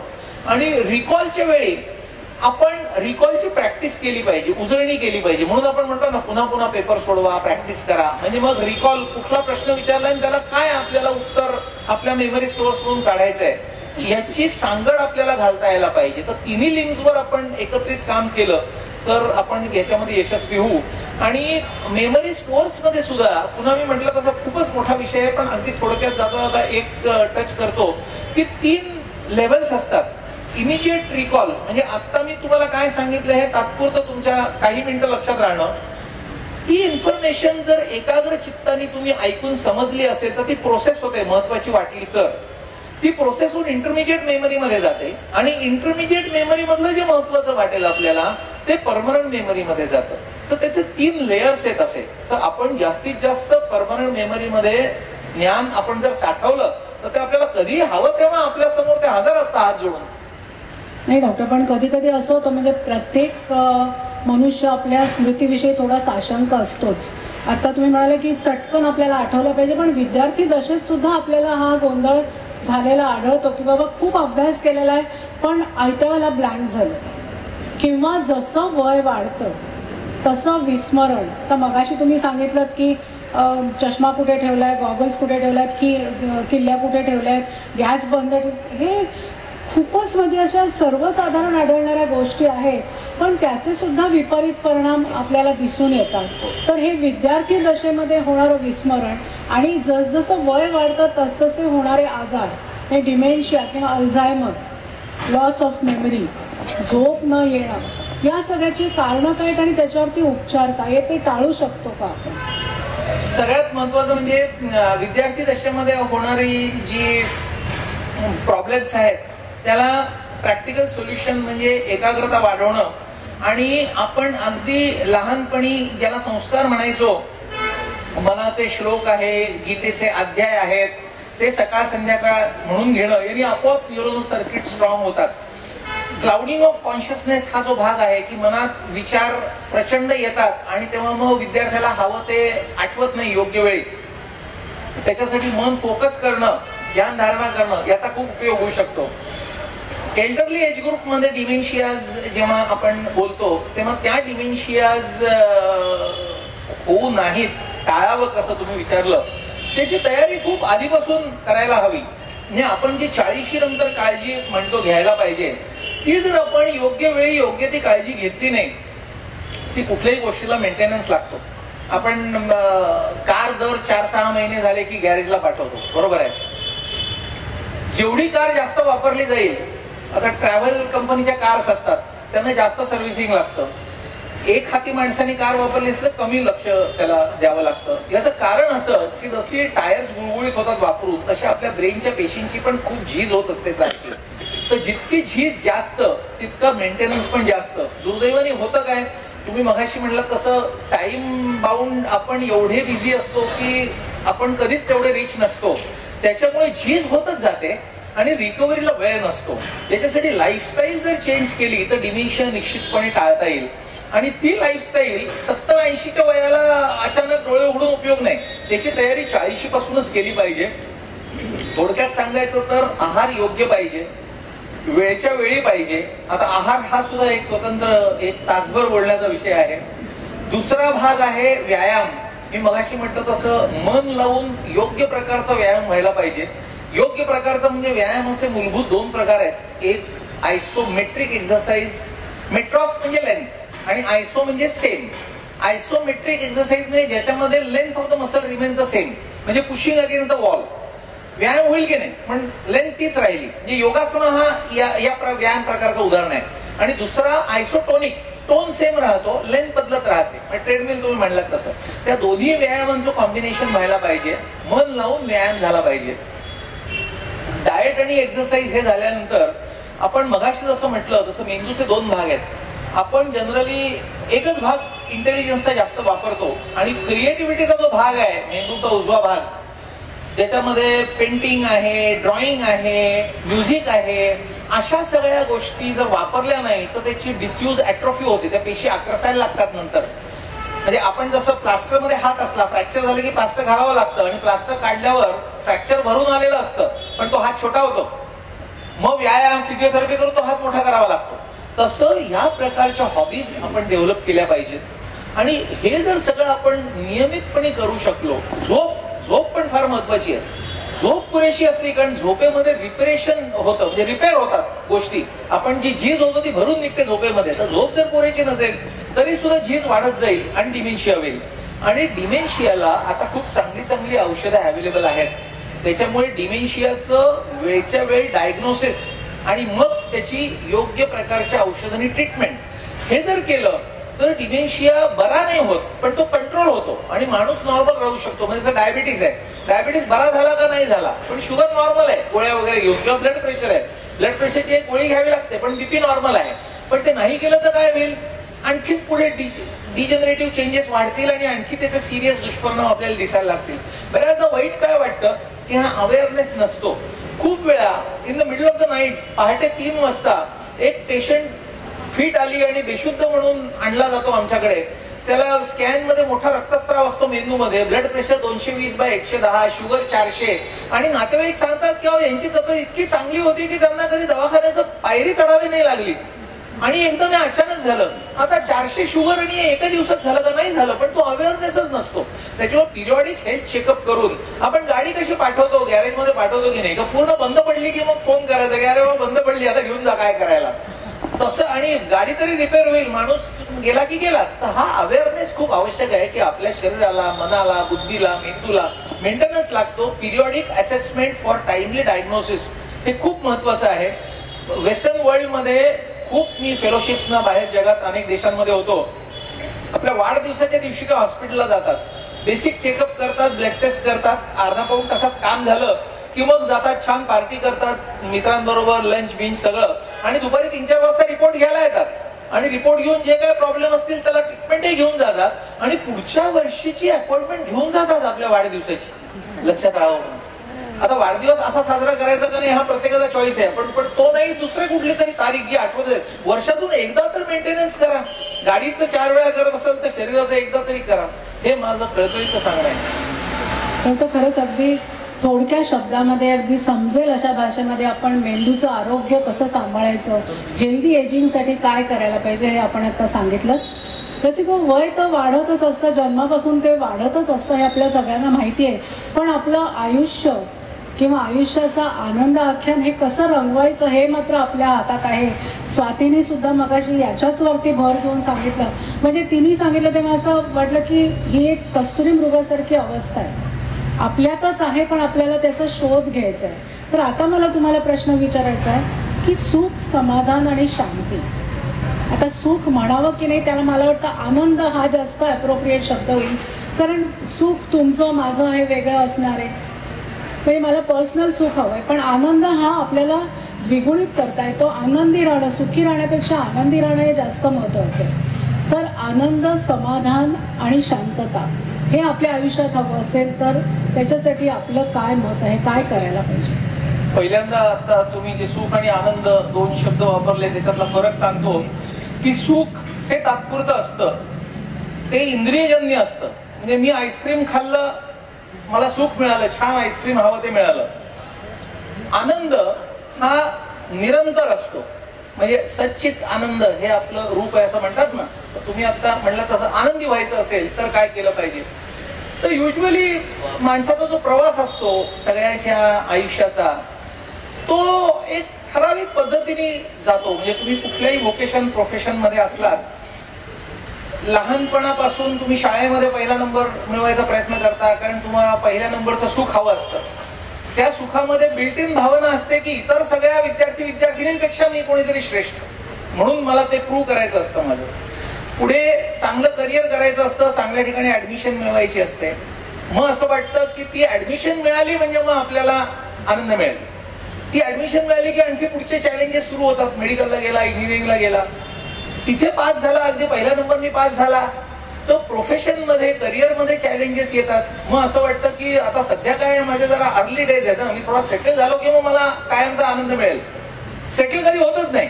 बिझनेसमॅन मध्ये एक कंपनी, दुसरी कंपनी मध्ये मी सॅटर्डे क्लबच्या एका मीटिंगला मला त्यांनी प्रमुख पाहुणा म्हणून बोलवलं होतं. त्यांनी सांगितलं की एंडलेस हंगर पाहिजे फॉर बिझनेस ग्रोथ प्रमोशन. 100 कोटीचा टर्नओव्हर असेल तर 500 कोटी कधी होईल, 1000 कोटी कधी, या सर्कल मध्ये असतो. मग त्याला असं वाटतं की आपल्याला सुख समाधान तर पाहिजे. प्रायमरीली आपण घर एक चांगलं घ्यायला पाहिजे. मग तसंच एक घर झालं की दुसरं झालं की तिसरं, 4 घरं झाले की मग असं वाटतं फार्म हाऊस आहे सगळ्यांकडे, आपण फार्म हाऊस घेऊ म्हणजे आपल्याला आनंद मिळेल. फार्म हाऊसेस होतात तरी आनंद नाही. मग असं वाटतं की इतकं तर आपण आपल्यासाठी केलं, आपण समाजासाठी काहीतरी करू म्हणजे आपल्याला आनंद मिळेल. मग वेगवेगळे सोशल ऑर्गनायझेशन्स येतात, मग सामाजिक कार्य सो कॉल्ड केलं जातं, तिथे भलेपुरे अनुभव येतात. मग असं वाटतं की अरे ह्याच्यातही आनंद नाही. आणि मग जाणवतं की आनंद ह्या सगळ्यात नाहीच आहे, तो आत आहे. एक छोटीशी गोष्ट सांगतो. एक माणूस एका खेड्यामध्ये रस्त्याने जात होता. त्याला एक म्हाताऱ्या आजीबाई स्ट्रीट लाईट खाली अंधारात काहीतरी शोधताना दिसल्या. तर माणूस म्हणला मी मदत करू का तुम्हाला, काय शोधताय? तर म्हणला त्या बाई म्हणल्या मी शिवणकाम करत होती, ती सुई पडली आहे, मी ती शोधतीये. मग त्यांनी म्हणलं इथे तर दिसत नाही सोयी, तुम्ही कुठे बसून शिवणकाम करत होते? म्हणजे माझ्या झोपडीत बसून शिवणकाम करत होते. म्हणलं ती झोपडीत शोधली पाहिजे, इथे काय शोधताय? म्हणजे झोपडीत अंधार आहे, इथे लाईट आहे म्हणून इथे शोधतीये. जी गोष्ट तिथे नाहीच आहे, तसं मटेरियल वर्ल्ड मध्ये युजली माणूस आनंद शोधायचा प्रयत्न करतो, जो आनंद मटेरियल वर्ल्ड मध्ये नसतोच. म्हणजे शंकराचार्यांनी तत्वबोधामध्ये मटेरियल वर्ल्ड मधून मिळणाऱ्या तात्पुरत्या सुखाचं वर्णन केलेलं आहे, आनंदाचं नाही, सुखाचं. त्या वर्णनात त्यांनी 3 दोष सांगितलेत या सुखाचे, की सुख हे दुःख मिश्रित असतं. कुठलीही गोष्ट अगर शिकणपुरी करून खायची तर आपल्याला ते सगळं बनवा, हे करा, त्याचा स्वयंपाकाचा आनंद हवा असेल तर ते करण्याचं सगळं दुःख तयारी आहेच. दुसरी गोष्ट अतृप्तिकत्वम, म्हणजे तृप्ती कधी होत नाही. एक घर झालं की दुसरं घर, एक कार झाली की आणखी मोठी कार, त्याच्यापेक्षा मोठी कार, एक फार्म हाऊस झालं की दुसरी 10 फार्म हाऊसेस. आणि तिसरी गोष्ट बंधकत्वम, की आपण ते ऍडिक्टिव्ह होतो, की आणखी आणखी आणखी आणखी पाहिजे, त्याच्यापेक्षा विड्रॉलच नाही. मग खरं सुख कुठे आहे? खरं सुख आत आहे. हे कसं आपण म्हणणार की माणसाला फंडामेंटली काय पाहिजे असतं? माणूस जेव्हा पैसे मिळवतो, बंगला, गाडी, घोडे सगळं जमवतो, तेव्हा ते कशासाठी जमवतो? की त्याला असं वाटतं की लोकांनी कुठेतरी आपल्याला मोठं म्हणावं, किंवा आपल्याला ज्या गोष्टी आनंद देणाऱ्या आहेत त्या आपल्याला विकत घेता याव्यात, म्हणून आपल्याला खूप पैसे पाहिजेत. ठराविक पैसे मिळवून झाले की मग असं वाटतं अरे म्हातारपणी आपल्याला पैसे पाहिजेत. ते मिळवून झाले की असं वाटतं आपल्या मुलाबाळांसाठी, पुढच्या पिढ्यांसाठी पैसे हवेत. हे चक्र कुठे थांबत नाही. एखादा करोडपती माणूस अतिशय तहानलेला असला, त्याला थंड पाण्याच्या एका ग्लासने जो आनंद मिळेल, तो कितीही रुपये त्याच्या समोर टाकले आणि पाणी दिलं नाही तर मिळेल का? नाही मिळणार. म्हणजे आनंद कुठे होता? तो ग्लासभर पाण्याचा ग्लास घेतल्यानंतर जे मनामध्ये वाटलं त्याच्यात आनंद होता. तो पाण्याचा ग्लास किंवा ते जेवण अफोर्ड करता यावं म्हणून पैशाची गरज नक्कीच आहे. म्हणजे चाणक्य नीतीमध्ये काय, भर्तृहरीच्या नीतिशतकात सुद्धा खूप रेफरन्सेस आहेत की जळो जिणे लाजीरवाणे, की दारिद्र्यापेक्षा मरण बरं, पैसे पाहिजेत. पण जेव्हा ते बंधकत्व होतं ना, की एंडलेस गेम जेव्हा पैशाचा सुरू होतो ना, तेव्हा खऱ्या आनंदापासून बाहेर, जसं मूल रांगतं एखादं खेळणं पुढे टाकलं की ते पुढे पुढे पुढे पुढे जातं, त्यांनी धक्का मारला की ते गाडी आणखी पुढे सरकत जाते, ते मूल आणखी पुढे जातं, त्याला शेवटच नाही आहे. तसं आपण पळत राहतो आयुष्यामध्ये, फॉरगेटिंग की द जॉय लाईज विदिन. आणि तो खरा सुखाचा शोध घेण्यासाठी आपण 180 डिग्री वळलं पाहिजे. आणि ते कसं वळावं हेच आपल्या सगळ्या स्क्रिप्चर्स मध्ये सांगितलेलं आहे. म्हणजे अध्यात्माची बैठक जी आपल्या पूर्वीच्या संस्कारांमध्ये लहानपणापासून होती, आणि आजकाल माझे पेशंटशी मी बऱ्याच वेळा गप्पा मारतो, तेव्हा लहान वयातली मुलं तर म्हणतात, मी सहज विचारतो तू गीतेचा अध्याय वगैरे म्हणतोस का, हे करतोस का? तर म्हणत नाही होते, आमची आजी करते. म्हणजे आजी आजोबा झाला की मग अध्यात्म करायचं, ही जी कन्सेप्ट आली आहे वेस्टर्नाइज.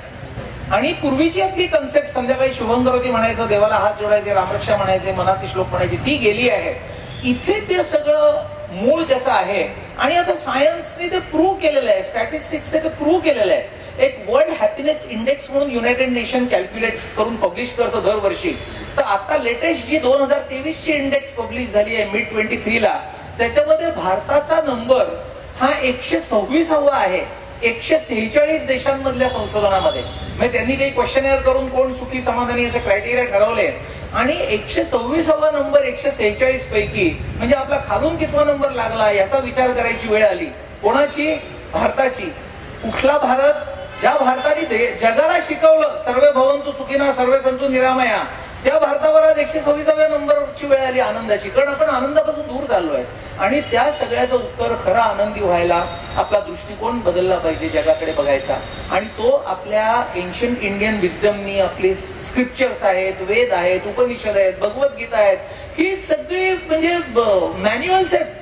आपण जसं एखादं मोठं मशीन आलं की त्याचं मॅन्युअल मिळतं की नाही, त्याच्याबरोबर युजर्स मॅन्युअल, ते कसं वापरायचं. आपलं बॉडी हे सगळ्यात कॉम्प्लेक्स मशीन आहे. आपला ब्रेन कसा चालतो माहित नाही, आणि हे मशीन आपल्याला मिळालं आहे, पण याचं युजर मॅन्युअलच आपल्याकडे नाहीये कोणाकडे. आणि ते युजर मॅन्युअल आपल्या स्क्रिप्चर्स मध्ये आहे, ते वाचल्याशिवाय याला काही पर्यायच नाहीये. म्हणजेच डॉक्टर, शरीर, बुद्धी आणि मन यांचा अपेक्षित विकास घडवून आणणं हे खूप महत्वाचं आहे या सगळ्या. तर याच्यासाठी आता मला विचारायचं आहे, योग साधना आणि ओंकार चॅन्टिंग याचा कसा आपल्या, ते न्यूरोसायन्सच्या दृष्टिकोनातून मला हे उत्तर हवंय, याचा कसा आपल्या मेंदूवर परिणाम होतो आणि त्याचा आपल्या या सुखी समाधानी आयुष्य जगण्यासाठी कसा फायदा होऊ शकतो? न्यूरोसायंटिफिकली आपल्या मेंदूचा, मगाशी मी जसं म्हटलं आलेख काढला तर हार्टच्या कार्डिओग्राम सारखे वेगवेगळे वेव्हज दिसतात. Alpha, beta, delta, theta. मी म्हटलं तसं पुन्हा ओंकार हा एक खूप 1.5-2 तासाचा विषय आहे, पण मी आता विचार असा करतोय की तुम्हाला 2-3 मिनिटात काय सांगायचं थोडक्यात. तर अल्फा वेव्हज इंडिकेट पीस आणि हॅपीनेस. त्याची फ्रिक्वेन्सी ही 8 ते 12 वेव्हज पर हे असते, पण त्याच्या खोलात नको जायला. अल्फा वेव्ह म्हणजे न्यूरोसायंटिफिकली सुख, समाधान, शांती असं समजा. ओंकाराने आता जगभर जो अभ्यास झालाय त्यांनी सिद्ध झालंय की ओंकार चॅन्टिंग जर नीट केलं, आपण ओंकाराची साधना केली तर आपण अल्फा वेव्ह स्टेट मध्ये जातो. आणि हे विज्ञानाने प्रूव्ह केल्यानंतर ओंकार साधनेचं लोकांना महत्व पटायला लागलं. आता ओंकार सुद्धा खूप प्रकाराने तो शिकायला पाहिजे. कुठलीही गोष्ट हाफ नॉलेज इज डेंजरस म्हणतात ना, तसं अर्धवट मी बसलो आता ओम म्हणायला आणि ओम म्हटलं असं नाही. ओंकार सुद्धा प्रत्येक प्रकारच्या ओंकाराचे वेगवेगळे फायदे आणि तोटे आहेत. म्हणजे वैखरी ओंकारामध्ये एक आकारांत ओंकार आहे, म्हणजे जिथे अ लांबवला जातो. ओंकारात काय अ, उ आणि म. तर अ जे इथे आपण लांबवतो तो ओंकार वेगळा, आणि मकारांत ओंकार म्हणजे अ, उ, म पटकन म्हणायचं आणि म लांबवायचा. या सगळ्याचे वेगवेगळे फायदे तोटे आहेत. मकारांत ओंकारनी रेझोनेटिंग व्हायब्रेशन्स तयार होतात पॅरानेझल सायनसेस मध्ये. त्यांनी नेझल सिक्रेशनचे पीएच बदलतात. मी म्हटलं तर खूप बोलण्यासारखं आहे. याच्या पलीकडे एकदा वैखरी ओंकारावर तुमचं नियंत्रण आलं की मग तुम्ही कसं ओंकार म्हणताय, म्हणजे दीर्घ ओंकार तुम्ही म्हणताय, प्लुत ओंकार ज्याला म्हणतात, लांब ओंकार लांबवायचा, श्वासाच्या काही विकारांमध्ये त्याचा खूप चांगला उपयोग होतो. किंवा न्यूक ओंकार आहे की परत परत म्हणायचा ओम ओम ओम ओम असं रिपीटेड म्हणायचं. किंवा उपांशु ओंकार आहे की जिथे तुमची फक्त ओठाची हालचाल होऊन ओंकार इथेच होतो, विशुद्धी चक्राला व्हायब्रेशन्स मिळतात आणि आपण फिल्ट्रेशनचं ज्ञान घेऊ शकतो की काय चांगलं आणि काय वाईट याचं ज्ञान त्या ओंकाराने होऊ शकतं. किंवा त्याच्या पलीकडची स्टेज आहे प्युअर मानसिक ओंकार, म्हणजे व्होकल कॉर्ड्स पण हलत नाहीत आणि ओठ पण हलत नाहीत आणि माणूस ओंकारात बसलाय. म्हणजे ही खूप पुढची अवस्था आहे.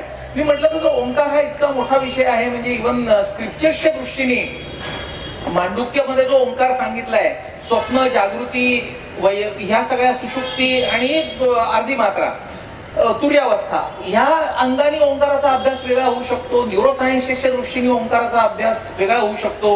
ज्यांना निर्गुण ओंकाराची, निरामय ओंकाराची उपासना करायची, मुंडकाचा मार्ग वेगळा आहे. तो ओंकार हा खूप मोठा विषय आहे, पण ते अतिशय उपयुक्त आहे आणि सगळ्यांनी केलंच पाहिजे अशी गरज आहे काळाची सध्या.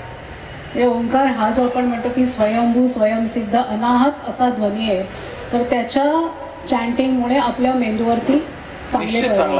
तसंच आपण योग साधनेविषयी पण बोललात, ज्याच्यावरती आपण श्वासावर नियंत्रण ठेवायला शिकत. आणखी मला इथे सांगायचं की डॉक्टरांचा स्काल्पेल जितका चांगला चालतो ना, तितकीच त्यांची लेखणी पण चांगली चालते आणि आपल्या सगळ्यांना समजेल अशा भाषेमध्ये त्यांनी एक पुस्तक लिहिलेलं आहे, मेंदूची रचना, विकार आणि उपचार. डॉक्टर, आता तुम्ही इतकं बोलत होतात, उपनिषद, वेद, न्यूरोसर्जरी पण तुम्ही करता, हे मला सारखं असं डोक्यात लक्षात ठेवावं लागत होतं. तर वेद, उपनिषद किंवा गीता, ज्ञानेश्वरी याचा अभ्यास तुम्ही कधी केला? ऍक्च्युली लहानपणी आई वडिलांचा अभ्यास होता, घरामध्ये सगळी पुस्तकं होती, त्याच्यामुळे ज्ञानेश्वरी, तुकाराम गाथा, नामदेव, भागवत हे सगळं त्यावेळी झालेलं होतं. पण जसं मेडिकलला आलो तर इतका अभ्यास पुढे वाढला की मग हे सगळं मागे पडलं. त्याच्यानंतर नवीन प्रॅक्टिस सुरू झाल्यावर खूप प्रेशर्स होती, ते आणखी आणखी मागे पडत गेलं. आणि गेल्या 8-10 वर्षापूर्वी मला असं जाणवलं, आणि तिथे पुन्हा न्यूरोसर्जरीचा संबंध आहे की आम्ही जेव्हा ICU मध्ये राऊंड्स घेतो तेव्हा आम्ही सिरियस पेशंटशीच डील करतो. कोणी बेशुद्ध असतो, कोणाला ब्रेन हिमरेज झालेलं असतं, कोणाला कृत्रिम श्वासोश्वास चालू असतो, कोणाला कॅथेटर युरिनचा घातलेला असतो, वेगवेगळे मणक्याचे फ्रॅक्चर्स असतात. तर हे सगळे पेशंट बघितल्यानंतर मन सहज आत वळून बघतं की शेवटी आयुष्य म्हणजे काय आहे आणि हे या ठिकाणी आपणही कधीही असू शकू. म्हणजे रोड ऍक्सिडेंट्स मध्ये तर खूप वेळा आता शेकडो उदाहरणं सांगता येतील की आपली काहीही चूक नसताना समोरच्याची चूक आली आणि तो आपल्या अंगावर आदळला तर आपण ताबडतोब आयसीयूच्या बेडवर राहू शकतो. तर हे इतकं क्षणभंगूर आहे, हे इतकं तात्पुरतं आहे. तर मग मी आता सुदृढ सक्षम आहे त्याचा मी कसा चांगल्यात चांगला वापर करावा हे मी जेव्हा आईला माझ्या विचारलं तेव्हा आई म्हणली आपल्या घरात किती पुस्तकं आहेत, खूप पुस्तकं आहेत, त्यापैकी तू किती वाचलीस तर 0. मग मला असं वाटलं की काही वेळ तरी त्याच्यासाठी द्यावा म्हणून मी हळूहळू तो प्रवास सुरू केला. आणि प्रॉबेबली न्यूरोसर्जरी, आयसीयू, आता तुम्ही मगाशी श्वासाबद्दल म्हणलात, एक पॉल कलानिधी यांचं फेमस पुस्तक आहे, ते पण न्यूरोसर्जन होते आणि ही सडनली डाईड अनएक्सपेक्टेडली. तर ते गेल्यानंतर त्यांच्या जीवनावरचं पुस्तक लिहिलंय. त्याच्यामध्ये क्षणभंगुरता अंडरलाईन करण्यासाठी त्या पुस्तकाचंच नाव आहे वेन ब्रेथ बिकम्स एअर. आधी त्याला श्वास म्हणायचा आणि माणूस एका क्षणात गेल्यानंतर त्याला नुसती हवा एवढीच ती उरते. तर हे क्षणभंगूर जीवन आहे, याचा आपण चांगला उपयोग करून आनंदी कसं व्हावं याचा प्रवास सुरू केला. तेव्हा मला असं वाटलं आपल्या घरातली पुस्तकं आपण वाचली पाहिजे म्हणून मी वाचायला लागलो. आणि मग न्यूरोसर्जरीचा बॅकग्राऊंड असल्यामुळे सखोल अभ्यास आणखी खोलात जाऊन एक एक करायला लागलो. आणि मग आदिगीता, मग ते उपनिषद सुगीता म्हणून मग उपनिषद, मग तिथून असं एक फक्त वाढत गेलं. कोविड मध्ये बराच वेळ मिळाला. कोविड मध्ये काय झालं, कोविड मध्ये मी वेदांकडे वळलो. म्हणजे गीता आणि उपनिषद माझी झाली होती. कोविडच्या काळामध्ये इलेक्टिव्ह सर्जरीज आमच्या खूप कमी झाल्या होत्या. पेशंट्स पण म्हणायचे की आता सध्या नाही केलं ऑपरेशन चालेल, नंतर आपण करूया. तर त्यावेळी मी 8-10 तास म्हणजे सगळं तर वेद नाही पण सिलेक्टिव्ह वेदिक लिटरेचर आणि याचा अभ्यास केला. आणि एक कंपॅरेटिव्ह स्टडी मला उपनिषदांचा त्यावेळी करता आला. म्हणजे एक उपनिषद वेगळा अभ्यास करणं वेगळं आणि ती सगळी जोडणं वेगळं. आणि आपण मेडिकल टर्म्स मध्ये जसं कॉन्ट्राव्हर्सीज म्हणतो, कॉन्ट्राव्हर्सीज इन न्यूरोसर्जरी याच्यावर पुस्तकं असतात, तशी प्रत्येक उपनिषदाचा अप्रोच वेगळा आहे. म्हणजे ब्रह्म हे एकच सत्य असलं तरी त्याला जाणण्याचे वेगवेगळे मार्ग आहेत. त्याला मेनी वेज टू रोम म्हणतात तसं. तर त्याचा तरुणीने अभ्यास केल्यावर ज्या कॉन्ट्राव्हर्सीज तयार होतात त्या ब्रह्मसूत्रामध्ये विशद केलेल्या आहेत. म्हणून मी ब्रह्मसूत्राचा अभ्यास केला. आणि ब्रह्मसूत्र झाल्यानंतर, क्लॅरिटी आल्यानंतर अद्वैत वेदांताची मी पुन्हा गीतेकडे वळलो. आणि मग एक वेगळा आपल्याला त्याचा हे मिळतो. तर हे कोविडच्या गॅप मध्ये शक्य झालं मला सगळं करणं, नाही तर शक्यच नव्हतं. मी मगाशी म्हटलं की डॉक्टर म्हणजे एक अद्भुत रसायन आहे, हे आता तुम्हाला पटलं असेल. कारण आमच्या इथे जे काही आमचे मित्र वगैरे इथे बसलेत ना, कोविडमध्ये काय केलं तर बरेच जणांनी आम्ही कुकिंग शिकलो किंवा व्हॉट्सअपवरती असे जोक्स यायचे की आम्ही काय शिकलो तर केअर काढताना पुढे जायचं, पोछा मारताना मागे यायचं. तर असं काही तुम्ही थोडंफार कुकिंग वगैरे काही कधी ट्राय केलं का? कधी कुकिंग मी ट्राय करून बघितलं पण त्याला खूप वेळ आणि एनर्जी लागतो असं माझ्या लक्षात आलं, विशेषतः पोळी करायला लागल्यावर. त्याच्यामुळे मला असं वाटलं की वरण आणि भात लावावा आणि तेवढं जेवलं तरी आपलं पोट भरेल. त्याच्यामुळे मला वरण आणि भात फक्त बनवता येतो, बाकी काही करता येत नाही. पण डॉक्टर गौरी यांची आपली कशी कुठे भेट झाली, ग्रेट भेट कुठे झाली? डॉक्टर गौरी म्हणजे यांच्या अर्थात पत्नी, त्या गायनेकॉलॉजिस्ट आहेत आणि आता ते इथे आहेत म्हणून त्या तिथे हॉस्पिटल सांभाळतात. नाहीतर त्यांनाही आपण आमंत्रण दिलं होतं पण त्या येऊ शकल्या नाहीत केवळ या एका कारणासाठी. तर त्यांची भेट आपली कुठे झाली? माझे वडील रेल्वेमध्ये होते आणि तिचेही वडील रेल्वेमध्ये होते. पण आम्ही म्हटलं तसं वेगवेगळ्या ठिकाणी पोस्टिंग व्हायच्या, त्याच्यामुळे ते प्युअरली अरेंज मॅरेज होतं. म्हणजे आम्ही आधी भेटलेलो नव्हतो, त्याच्यामुळे अरेंज मॅरेज जसं असतं तसंच आमची भेट झाली आणि मग ठरवून लग्न झालं. आई वडिलांच्या स्थळ शोधण्याच्या कार्यक्रमातून मग लग्न झालं असं. आणि घरी कधी मगाशी कॉन्फ्लिक्ट रिझोल्युशन बोललात, घरी असा कधी प्रकार घडतो आणि कोण माघार घेतो? मग व्यक्ती तितक्या प्रकृती असं म्हणतात, त्याच्यामुळे प्रत्येकाचा स्वभाव वेगळा. पण त्याचं रूपांतर कॉन्फ्लिक्ट मध्ये होऊ नाही ह्याचा प्रयत्न दोघांनी करणं आणि दुसऱ्याने नाही केला तर आपण करणं, हाच त्याला मार्ग आहे. ओके. आपला एकुलता एक मुलगा सोहम, पण तो काही मेडिकल प्रोफेशन मध्ये नाही असं तुम्ही म्हणालात. तर तुमचं हे जे काही कार्य आहे म्हणजे न्यूरोसर्जरी तुम्ही करताच, पण तुमचं एकंदर ऐकल्यानंतर असं वाटलं की तुम्ही प्रिव्हेंटिव्ह मेडिसिनची सुद्धा प्रॅक्टिस करताय. तर तुमचं हे कार्य तितक्याच क्षमतेने पुढे नेण्यासाठी तशी इच्छा आणि सामर्थ्य असलेली पुढची डॉक्टरांची पिढी घडवण्यासाठी आपण काही प्रयत्न करताय का? आता मी म्हटलं तसं मला ऑनररी प्रोफेसरशिप जेव्हा दिल्लीला मिळाली, मोठा सत्कार मंत्र्यांच्या हस्ते होऊन, तेव्हा आमची सगळ्यांची इच्छा अशी आहे की आता काहीतरी ट्रान्सफॉर्मेशन करावं आणि चांगले चांगले डॉक्टर ज्यांना मोटिवेशन आहे काहीतरी चांगलं करण्याचे असे तयार करावे. पण ती खूप मोठी प्रोसेस आहे आणि त्याच्यामध्ये एक गोष्ट माझ्या लक्षात आली. मी जेव्हा हेड इंजुरी प्रिव्हेन्शनसाठी प्रोग्राम घेतले तेव्हा मी नेहमी उदाहरण द्यायचो की ऍक्सिडेंट टाळावं असं सगळ्यांना वाटतं, पण हेल्मेट घाला म्हटलं की कोणीतरी ट्रॅफिक कॉन्स्टेबल आपल्याला दंड करेल म्हणून हेल्मेट घालतात आणि एरवी ते हेल्मेट लटकलेलं. त्याच्यामुळे माझ्या भाषणांमध्ये मी काही स्लाइड दाखवायचो की हेल्मेट न घातलं तर काय होतं, ब्रेन हिमरेज, स्कल फ्रॅक्चर्स, आणि ही वेळ तुमच्यावर येऊ नये म्हणून तुम्ही हेल्मेट स्वतःसाठी घाला, आमच्या आयसीयूत ऍडमिट व्हावं लागू नये म्हणून, कॉन्स्टेबल असो किंवा नसो. हे जेव्हा त्यांना पटतं तेव्हा ते हेल्मेट घालायला लागतात. तसंच चांगले डॉक्टर्स तयार व्हायला इनसाइड आउट अप्रोच ज्याला म्हणतात की मनातूनच त्यांना वाटायला हवं की आपण काहीतरी चांगलं करायला हवं आणि चांगलं केल्याचा काय फायदा आहे.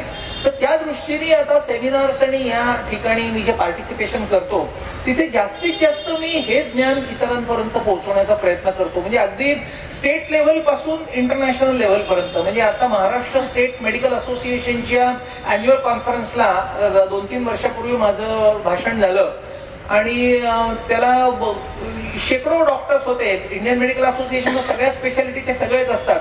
तेव्हा मी विषय घेतला होता फाइंडिंग द पर्पज म्हणून, की उद्देश काय असतो, आपण डॉक्टर का होतो, कशासाठी होतो, काय करायला पाहिजे, काय नाही करायला पाहिजे.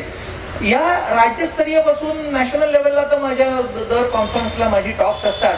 आता 2 महिन्यापूर्वी साऊथ युरोपियन कॉन्फरन्समध्ये माझं टॉक झालं आणि तिथे माझं 2 टॉक झाली. पहिलं टॉक न्यूरोसर्जिकल होतं आणि त्यांनी मला आग्रह केला की तुम्ही एक योगावर टॉक द्या, म्हणून मी आणखी एक दुसऱ्या दिवशी योगावर माझं टॉक झालं. आणि ते जे देश आहेत इटली, स्पेन, पोर्तुगाल, ग्रीस, हे खूप वेगळे देश आहेत. म्हणजे तिथे लोकांना योगाबद्दल मूलभूत माहिती होती पण योग म्हणजे अष्टांग योग ही त्यांना कल्पना नव्हती. आता योगा डे साजरा केला जातो जगभर, त्याच्यामुळे योग म्हणजे काहीतरी आसनं वगैरे करायची एवढी त्यांची माफक सुपरफिशियल कन्सेप्ट होती. पण अष्टांग योग जेव्हा मी त्यांना समजावून सांगितलं तेव्हा त्यांना सुद्धा खूप बरं वाटलं. आणि हा मार्गच ट्रान्सफॉर्मेशन करेल. मग तो रिसर्चर्स मध्ये असेल, वकिलांमध्ये असेल, प्रोफेसर्स मध्ये असेल, डॉक्टर्स मध्ये असेल. समाजच जर ट्रान्सफॉर्म करायचा असला आपल्याला तर त्याला इनसाइड आउट अप्रोच झाला पाहिजे. कारण प्रत्येक माणूस जेव्हा बदलतो तेव्हा कुटुंब बदलतं, कुटुंब बदलला की समाज बदलतो आणि समाज बदलला की जग बदलतं. असं जादूच्या कांडीसारखं जग बदलू उद्या असं काही होत नाही. ते नाटक सिनेमातच होतं. तेव्हा एक शेवटी डॉक्टर आपण एक रॅपिड फायर घेऊया. तर मला असं सांगा की नशीब की कष्ट? दोन्ही. कष्टाला नशिबाची साथ हवी. देव की दैव? त्याला दैव म्हणा किंवा देव म्हणा, दोन्ही एकच आहे. म्हणजे प्रयत्न की परमेश्वर जे म्हणतात तसं भरपूर योग्य दिशेने केलेले प्रयत्न म्हणजे परमेश्वरच. बरं, मला आता शेवटचा एक प्रश्न आहे की healthy body results in to healthy mind की healthy mind results in to healthy body? Healthy mind results in to healthy body. Mind first, मग माइंड वर प्रोसेस केलं पाहिजे आणि माइंडच्याही मागे जायला पाहिजे. लॅडर जर बघितला ना तर आपलं शरीर हे एकदम खाली आहे. मगाशी त्यांनी निर्वाण षटक मेन्शन केलं, मनोबुद्धी अहंकार चित्तानिनोहम चिदानंद रूपम शिवोम शिवम. तिथून सुरुवात हवी आणि माइंड हे मध्ये येतं आणि मग शरीर शेवटी येतं. मला वाटतं बहुतेक सगळ्यांच्या मनातल्या प्रश्नांना आता उत्तरं मिळालेली आहेत. वेळ खरोखर मर्यादित होता, विषय खूप मोठा आहे, पण डॉक्टरांनी अतिशय छान आपल्याला थोडक्यात तो समजावून सांगितला आणि आमच्यातर्फे अनेक अनेक शुभेच्छा. डॉक्टर, आपणही इतकं सुंदर आम्हाला सांगितलं, खरोखर ज्ञानात भर पडली. या दोघांच्याही मते मात्र एक आहे की आपल्यालाच आता अंतर्मुख व्हायचंय. खूप कठीण गोष्ट आहे, पण जर का ती जमलं तर खरोखर डॉक्टर म्हणतात तसं आपलं आयुष्य, त्याचबरोबर आपला समाज आणि आपलं जग हे किती सुंदर आहे याची प्रचिती आपल्याला नक्कीच येईल. असं म्हणतात ना की life begins Wien egg is broken from inside and life ends Wien egg is broken from outside. तेव्हा आता आपल्यावरतीच यांनी सुद्धा सोडलेलं आहे. अंतर्मुख होणं हेच आता आपल्याला जरुरीचं आहे. त्या दृष्टीने आपल्याला आता प्रवास सुरू करायचा आहे. कार्यक्रमाला इथेच आता मी थांबते.